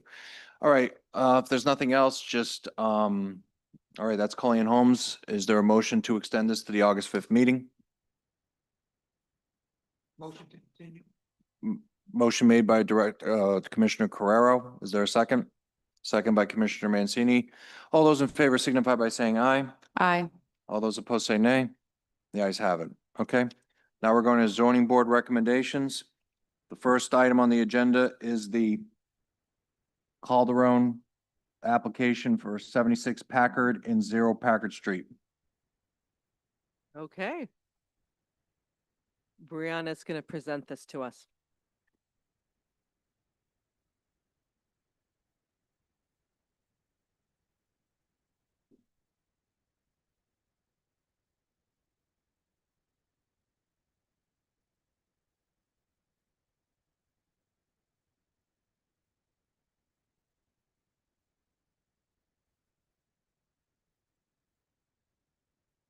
The application seeks to keep a pre-existing non-conforming two-family dwelling on 76 Packard Street and allow the building of a proposed building on lot 2795. We can see the two lots here. This is as they were plotted as record lots initially. This is the existing home. Here's the site plan with the proposed single-family dwelling to the right, existing two-family to the left. And I broke down the variance that they are requesting.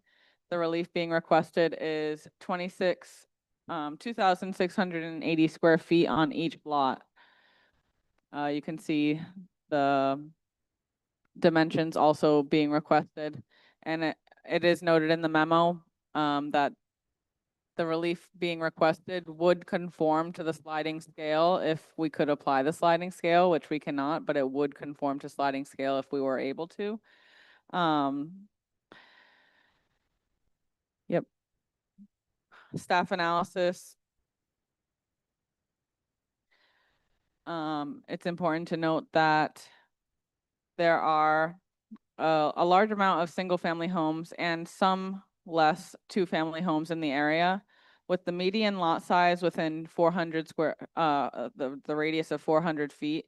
The median lot size is 4,000. So I'm noting here that they are proposing 3,320 square foot lots. The proposal does require new parking, and they have more than necessary parking spaces. Within the 400-foot radius. They are slightly increasing the density from 9.63 to 9.7.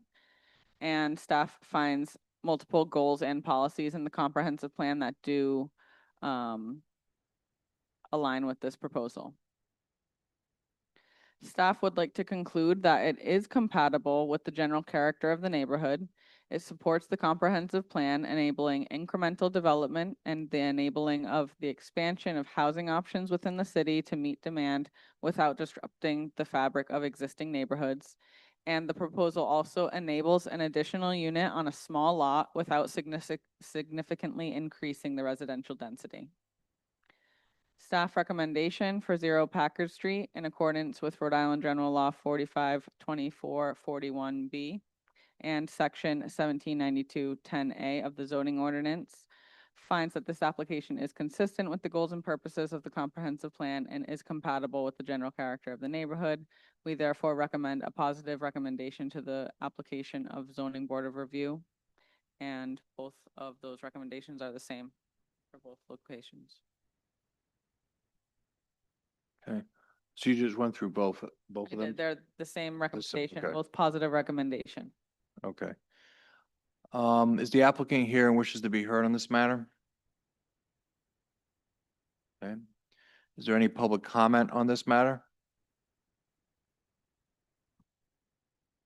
Mr. Lima, is there any public comment online?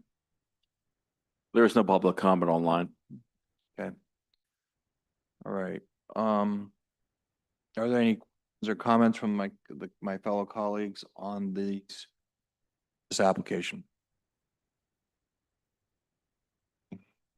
Is the owner of the property selling it or building to live? I don't know the answer to that.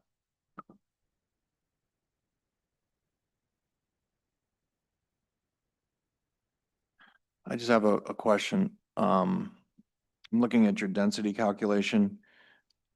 You didn't calculate what the density will be for the, so I understand, is this two different lots? He wants to break up? Like there's, he wants to take this and it's like it's merged and he wants to.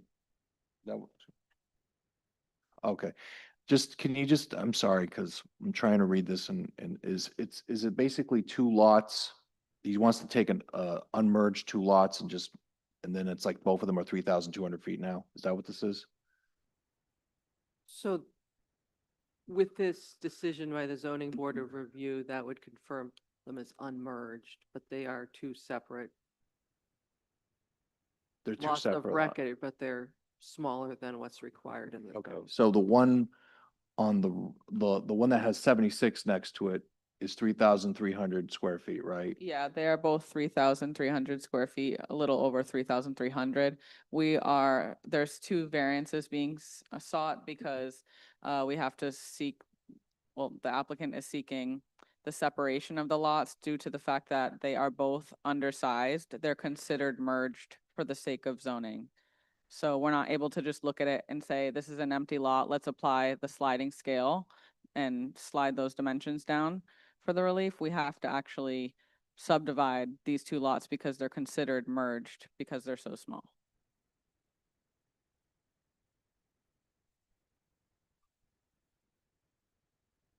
It's a proposed one family and there's an existing two family. Correct.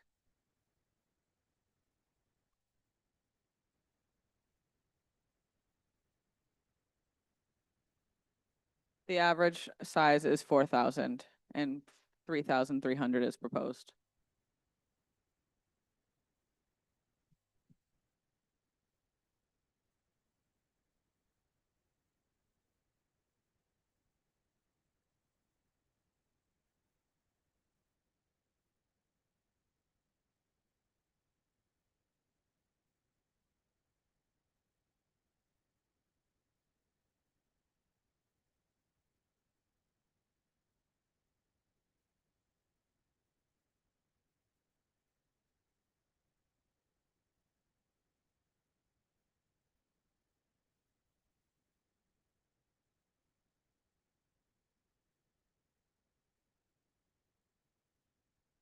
Correct.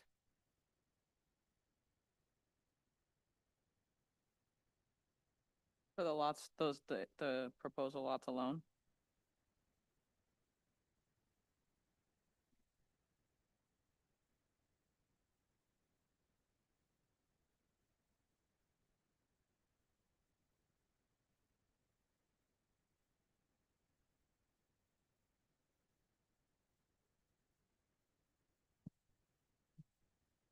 Would you like it for the 3 units or?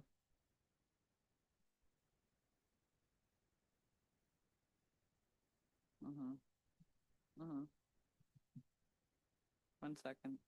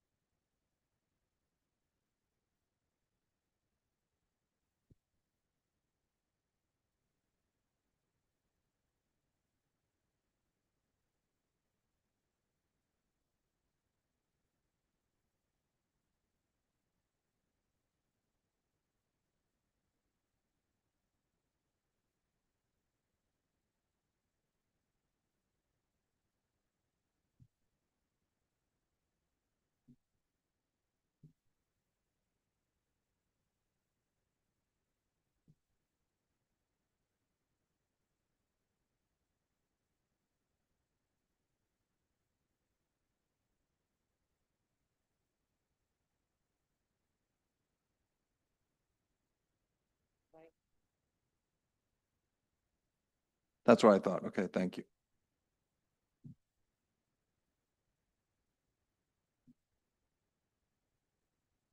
$19.6, and this is in an FL zone of 7.6 to 3.64, right? Yes. Good, Commissioner. I just want to confirm on this one.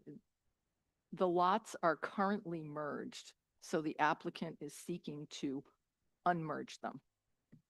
Correct. It really does, it looks, when you look at the GIS, they look like separate lots, but our eyes have to kind of get rid of that line that's separating them because they are merged for the sake of zoning. So for me, this falls into the category of an applicant creating their own hardship. And a very small resulting lot with a really high density. So that's my perspective on that. This is a little bit different in that there's a test in state law for unmerging substandard lots of record. And so they're requesting to unmerge them. I guess that's the only thing that makes it different. But that's something that's, Which in other words is the fact that they were recorded as record lots. because at they're this recorded size. as record lots. The city made them, approved them at this size initially. I find the process confusing too.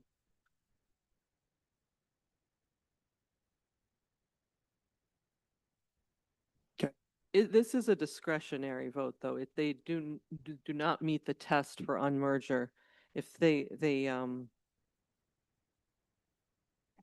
so we're not required to approve the exemption from the merger provision. Commissioner Renzulli? Thank you. Through the chair to the planning director. Am I understanding correctly that in 2009, this variance was approved, but it expired? Yes. Do we have any idea why they didn't do anything with this then? Did anyone say? No. No, I have none of the story None of that, behind the backstory. application. Okay. Yeah. I mean, if the zoning board of review heard and granted that request in 2009, and for the other reasons stated in the staff's memo, I am comfortable with this, so I just wanted to put that on the record. But I'm looking forward to hear what my fellow commissioners have to say regarding it. Thank you. Through the chair. Go ahead. Why isn't the proportionality applied to the dimensional variances that are being sought? I'm not sure I understand your question.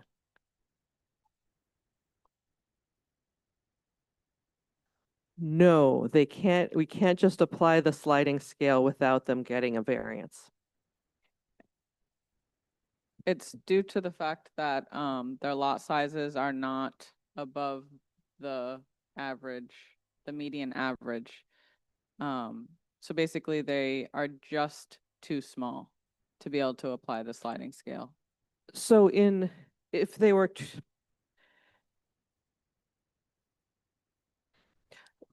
if they were 4,100 square feet, then they would, under state law, they would be exempt from the merger provision. But in the city of Cranston, we'd still ask them to still come to the zoning board of review for a variance. That is our current practice. Just so that the board will review the request. I see what you're getting at. We can't, I'm not sure 4,100 is the exact number, but it would, the lot size would need to be a little bit larger than what it is right now to be able to have a simpler process.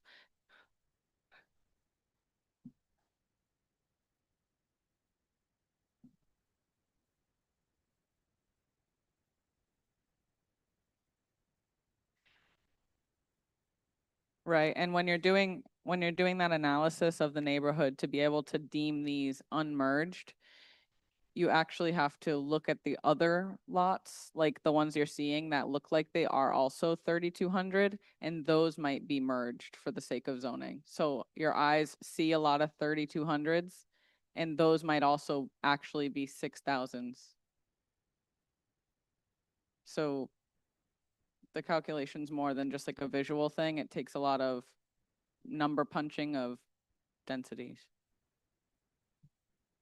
It's the analysis as described in state law is actually complicated to perform.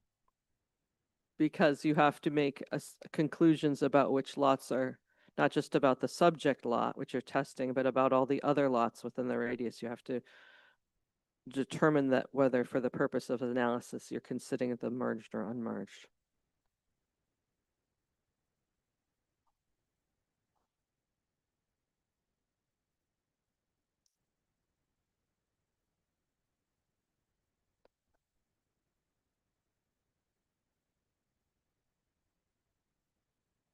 Well, it's, Calculation. if you just look at the big numbers, look, I mean, there's like a 6,400 up there to slightly to the right. There's a 4,900 slightly up on the left side. Right next to it's a 6,600.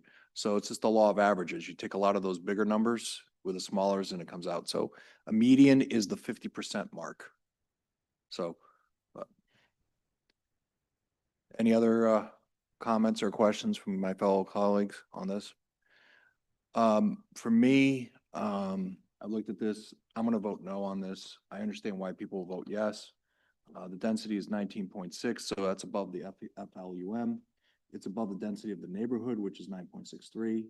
The lot size, the median lot size of this area is 4,000 square feet, not 3,200, so it's even above that. The only reason I would consider granting is because the zoning board once granted it. That would be the only reason, but sometimes I disagree with the zoning board. But that's just my opinion. We'll just go from there. Any other comments or questions? Okay, then it's motion time, what everyone wants to do. A motion, Chair, to accept the recommendation of the planning board. Okay. Okay, and that is for both 0 and 76. Okay, thank you. So motion made by Commissioner / Director Carrero. Is there a second to his motion? Seconded by Commissioner Renzulli. Any further discussion? Seeing none. All those in favor of the motion, a positive recommendation, signify by saying aye. Aye. Okay, all those opposed say nay. That's a 3-3.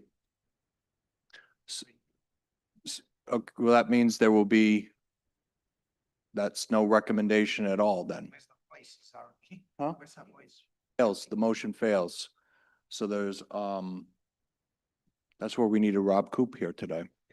I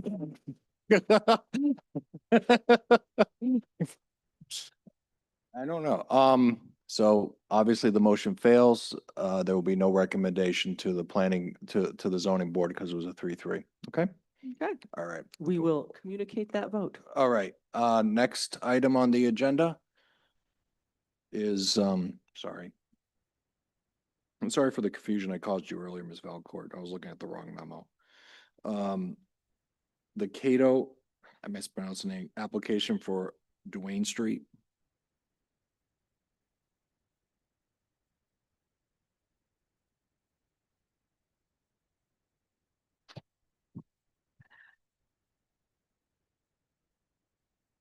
So this is also another application for a substandard lot of record.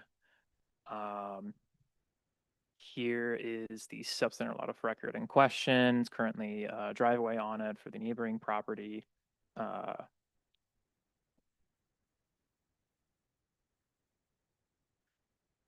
the site plan. And also to note on the site plan, the way they laid this out, they don't need any, they basically made this into like a conforming, or the house that they're proposing is conforming. So the only variances they need is for the lot frontage and for the unmerger provision and for lot size. And this application was also interesting because I also ran the unmerging analysis, like the analysis to determine if it's merged or unmerged. And my calculations have actually shown that it should be unmerged, as like within the 200-foot radius, there were, the median lot size was 3,200 square feet, which is what this lot is. And it's so, but the applicant still went the direction of the zone. They said the story that I heard from Stanley Pike, who was able to talk to this morning, he basically stated that the applicant still wanted to move ahead with the variance. So we're basically, my analysis in the memo is kind of ignores that fact, and focuses more on like the neighborhood character and the lot sizes and our comp plan. And yeah, I mean, for one, I mean, the thing that I also did with the merger is that it kind of shows that it is kind of conforming with the lot size wise with the area, because, you know, 23 of the 43 lots have houses, so it's over 40, that's 53%, are on 3,200 square feet or less.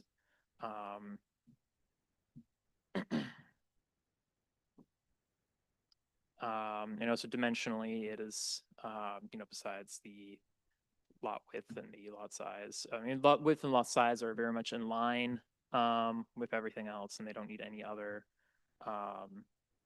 variances.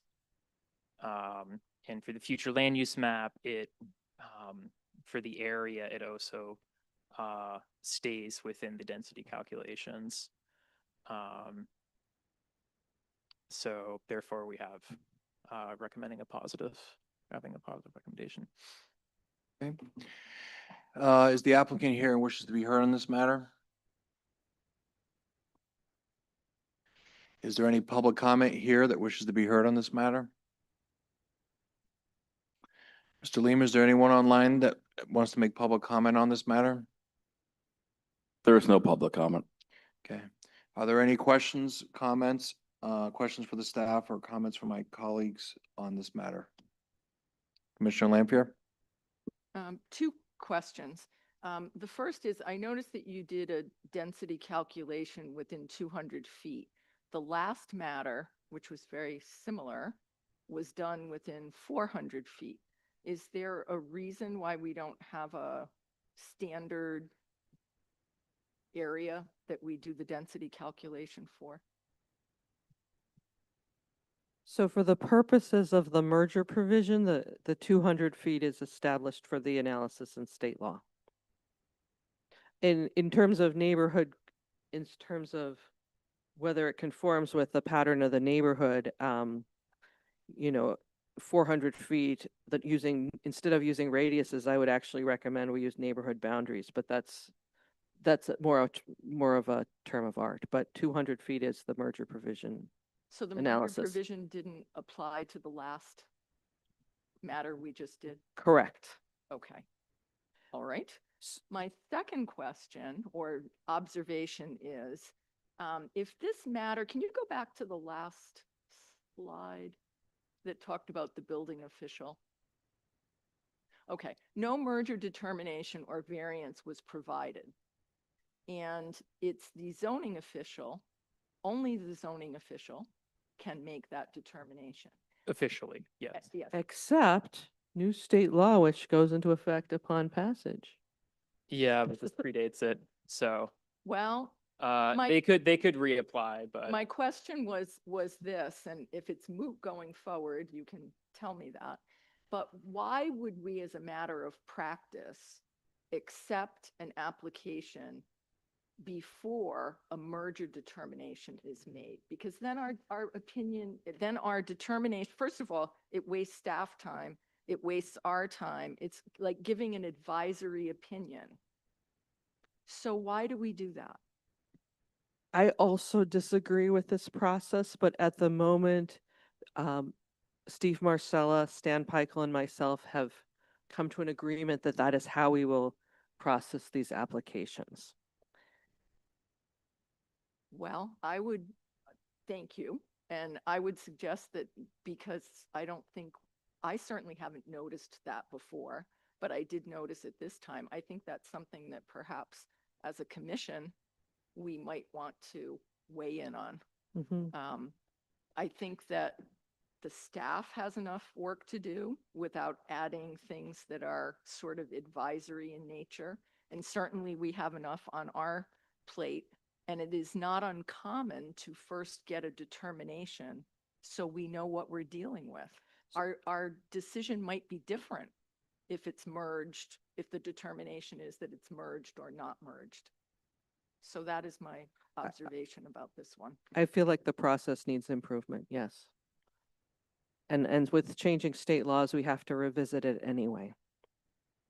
So I may have missed it because I was reading it, but under the new state law takes effect, who makes the determination? It's not the zoning official? They crossed out zoning official, so no one makes the determination. I look forward to discussing this with Steve and Marcella and Ah, understand. People. Just the city, they just crossed out What the the- zoning official. What the state law says basically is that a land surveyor has to basically follow what they kind of say like land surveyor procedure in the bill, which I don't personally know what that is for something like this, but basically if you can provide a survey that basically proves that a lot is unmerged using that 200-foot radius, then it's unmerged.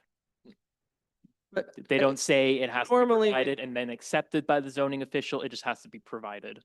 Normally, when people come to us and say they have a right to do something under our bylaws, we do at least as staff look it over to see whether we agree, but the state law just crossed out the zoning official. I think someone was frustrating with the zoning official somewhere in the state of Rhode Island. Yeah.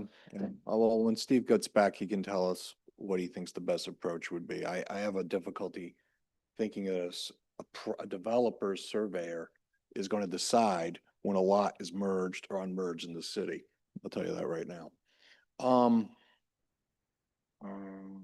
Oh, density calculation. This parcel, you didn't do it, you provided in the memo, but if this home is built on this parcel, what would be the density of this parcel? I think I know what the calculation is, but I just want to know. what I it is. preempted the question. I calculated Yeah, it while I was that's- sitting over there. 13.6. That's right, okay.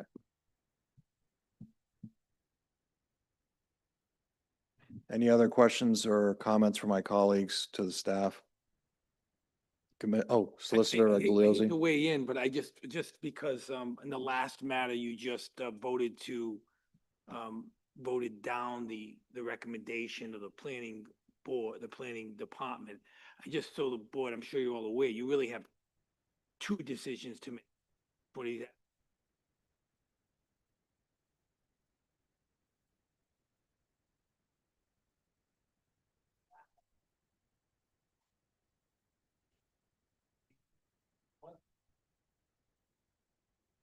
Correct. Are you aware of that? Actually, two different Yeah. steps. No, I understand that. Our practice, Mr. Igliozzi, is when the recommendation is, a positive recommendation, obviously, is that it is consistent with the plan and the findings of fact and all this other stuff. If that doesn't prevail, it could be a negative recommendation. We could disagree with it, but we understand that. Thank you. Any other things about this? Okay. For me, just looking at this, density is above the density of the FLUM, excuse me. The reason I can vote for this, however, is because the size of the lot is equivalent of the median lot size of the area of 3,200. As long as the size is comparable to the rest of the neighborhood, I can accept it myself personally. But I do note that this will be above the FLUM. And even with the addition, though, it would stay below, the overall neighborhood would stay below the FLUM number of 10.89. If I'm reading this correctly. Yes, I am. Okay. Anyway, any other further? Okay. All right, it's motion time. Anyone want to make a motion?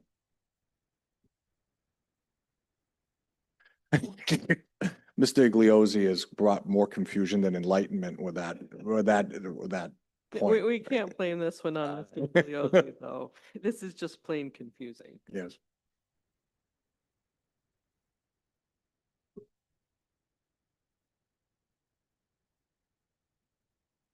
I just wanted to make a comment. Make a comment. That I'm going to vote no, and and I would just like it reflected in the minutes that I will be voting no because I do not believe that the matter is appropriately before us without having received a merger determination from the zoning official prior to coming before the planning commission. Okay. All right, any other comments? Go ahead, Commissioner Renzulli. Would it be appropriate for the attorney to weigh in on that, or only if Mr. Marcella was here? Like, So we have consulted with Mr. Marcella on the appropriateness of this application, and he was willing to accept it as an application to the Zoning Board of Review. okay, thank you. Okay. Motion time. I will make a motion to accept the staff's recommendation and forward a positive recommendation to the zoning board of review for the application. Motion made by Commissioner Renzulli for a positive recommendation. Seconded by Commissioner Director Carrero. Any further discussion? Okay, seeing none. All those in favor signify by saying aye. Aye. All those opposed say nay. One nay. One nay. Commissioner Lampier. Okay. All right. That brings to conclusion the zoning board recommendation, and now we have the city planning director's report.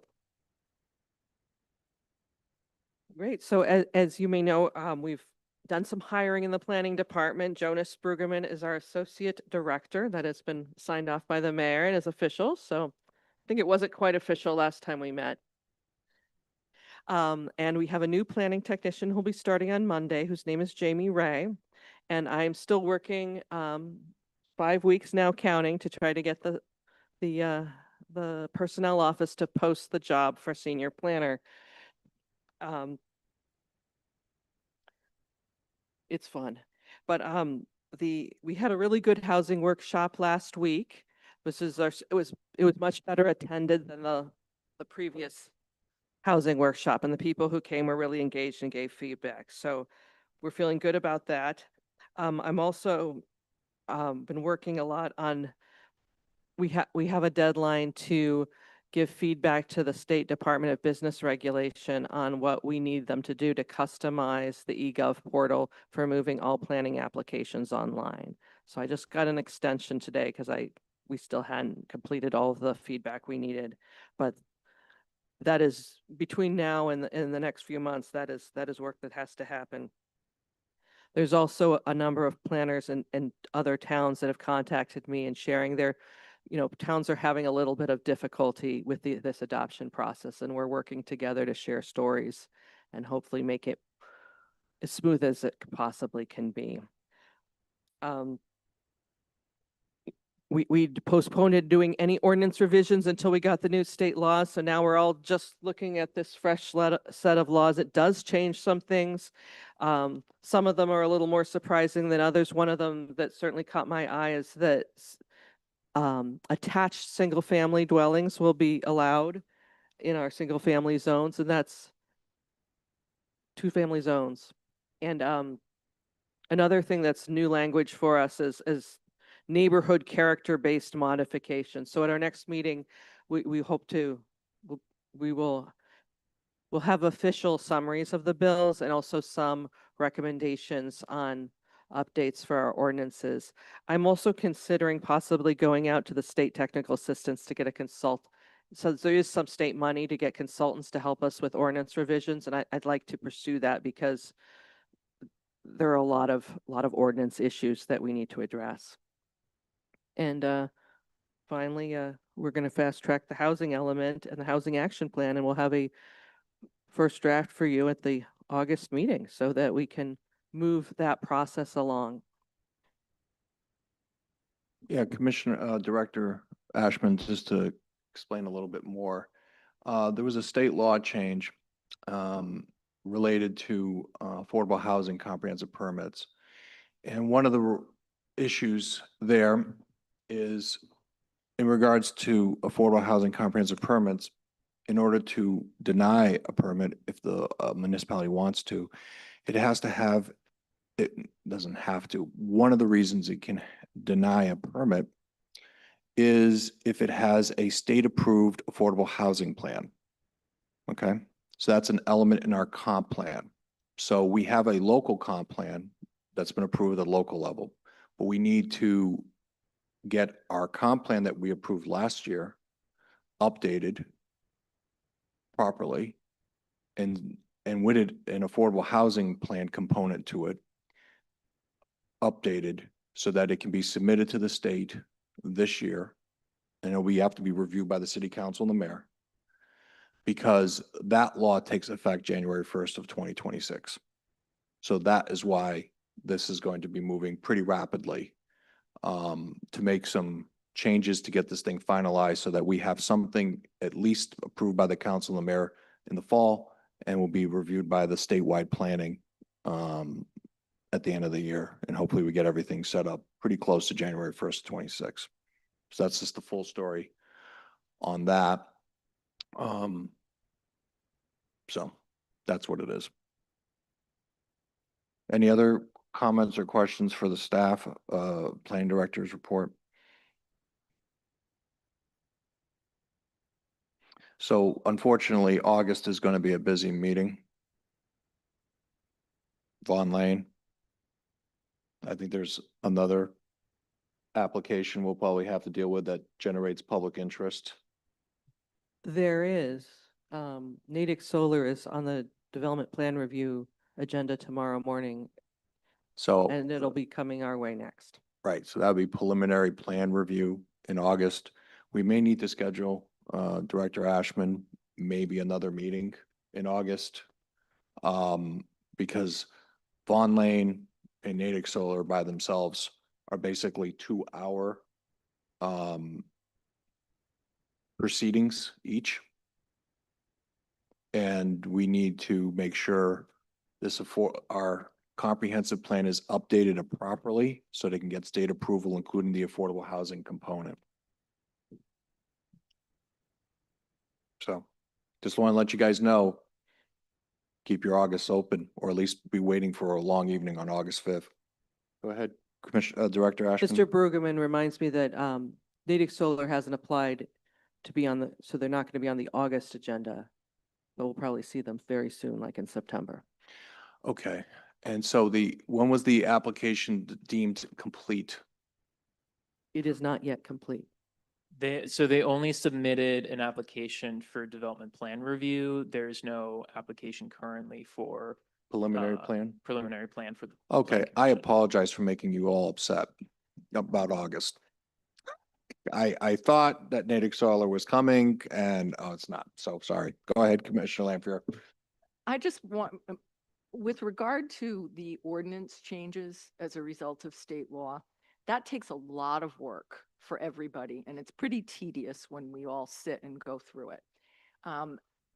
You have a lot on your plate, and I think for the city, the most important thing is the housing element and making sure that we get the comprehensive plan with that housing element filed with the state so we don't find ourselves in a situation that the city doesn't want to be in come January 1st. The state law changes are the state law changes. We're bound to follow them.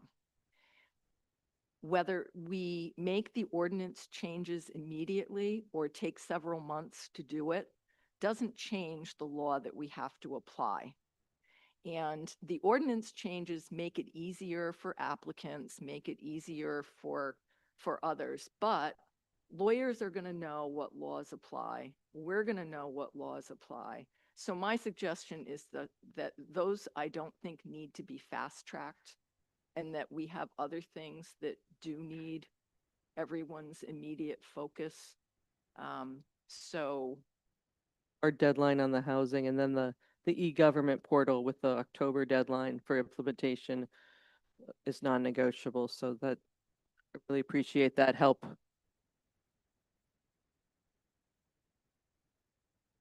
Commissioner Renzulli? To that end, I would still say we should definitely be applying for whatever money to get technical help so that, maybe they can start it while we're doing our other priorities in-house. I don't want to miss out on the money.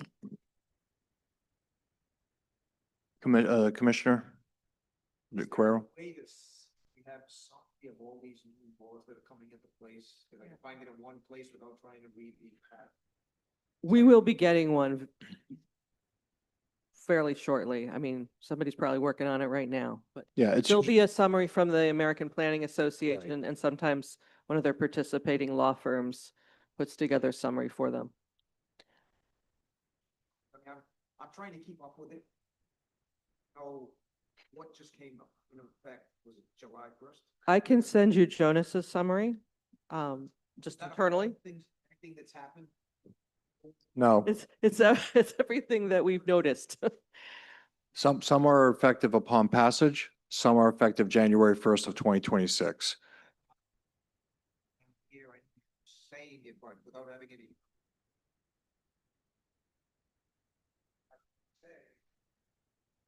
Understanding of what some of those are, what the consequences are. Some of those.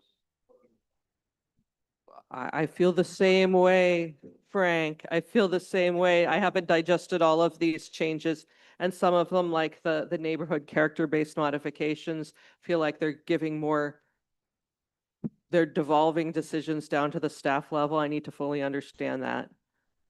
You said something about they're going to allow single family attack. Is that what you said? They're going to allow, if I read the law correctly, and this is all, remember, this is all interpretation. It's if you have like two lots next to each other, right? Single family lots next to each other. No, standard. We had one actually like this last month. There was exactly. I mean, no, I guess there still have to be a lot line, but it's It's basically, it's like, isn't it like two lots, two separate lots, two single family separate lots, and somebody wants to build a duplex, he can, but it has to be two single family lots in our standard, I believe. yes, so it doesn't actually increase density. It's just giving people a different option for, So if you have like that would require a variance, because we have side setback requirements. right? That would be a variance. They'd be attached, they'd share a wall. Like, turn to the duplex, has a common wall. This is all, look, these guys up at the State House are always doing something, you know what I mean? So I'm just saying is that the way I understand it, and there's going to be a memo from the American Planners Association, Rhode Island, and Steve Marcel will look at this. It sounds like two single family lots adjacent to each other, standard lots. So let's say 6,000 square feet apiece. They're empty. And you want to take, instead of having to build one house in the middle and one house in the middle of the lot, you can squish them together and create a duplex, the equivalent of a duplex. You understand what I'm saying? We call them, in other places in the country, we call them zero lot line houses, because the lot line runs through the structure. So that's new to Cranston. yeah. So that's the change that I think I've explained what I think the change is. So it's not like you have a single family lot now of 6,000 square feet and all of a sudden you can build a duplex on it. You have to have two standard lots that are single family. I can have some standard lot and still do the same thing. You would have to get a variance. So that's right. So this is the whole thing that changing the law is to try to make it like it's an automatic right kind of a thing. That's what that is versus you can come into City Hall, ask for a zoning variance from the zoning board to do stuff like that. It's not that I'm against it. No, you're just trying to get yourself informed on it. I get it. I may not be in that position someday where I'm looking into doing something like that. I'm just trying to understand exactly. Yeah. How these things are all Right. transpiring, and it just doesn't seem to make a lot of sense. Yes, doesn't make a lot of sense. No. I mean, to me, the intention of it was basically,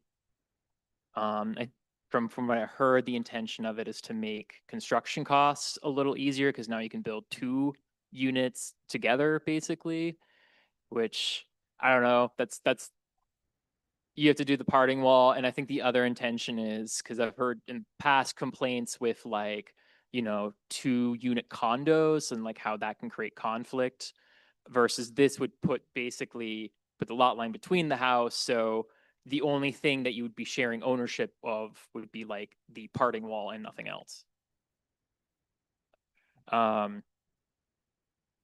Possibly, but yeah, it's mostly the parting wall. You could probably have a complete 2-hour session about these state laws, but we're not going to do that today, right? The only thing I want to say, Director Ashman, is to echo Commissioner Lanfear's comments. Priority number 1 is for us to get our approved comp plan with the state and with the housing component in it. So we can't be in a situation January 1st where we have a problem if something comes down. So that's my number 1 thing, just to echo our comments. And I've said that to you before. So anything else from anyone else? Director Ashman, anything else? Actually, I want to just give a little shout out for 2 things that are going to help implement our comp plan. Cranston landed $600,000 for streetscape improvements, Park Avenue around City Hall, and also moving forward with the Knightsville Phase 3 improvements. They'll be moving up Cranston Street. So those are really important civic improvements that help implement the comp plan. Okay. No one else has any further questions? This would be appropriate time for a motion to adjourn. Motion to adjourn. Motion adjourned by Commissioner Renzilli, seconded by Director Commissioner Carrero. All those in favor signify by saying aye. Aye. All those opposed say nay. The ayes have it. I'll see you next month.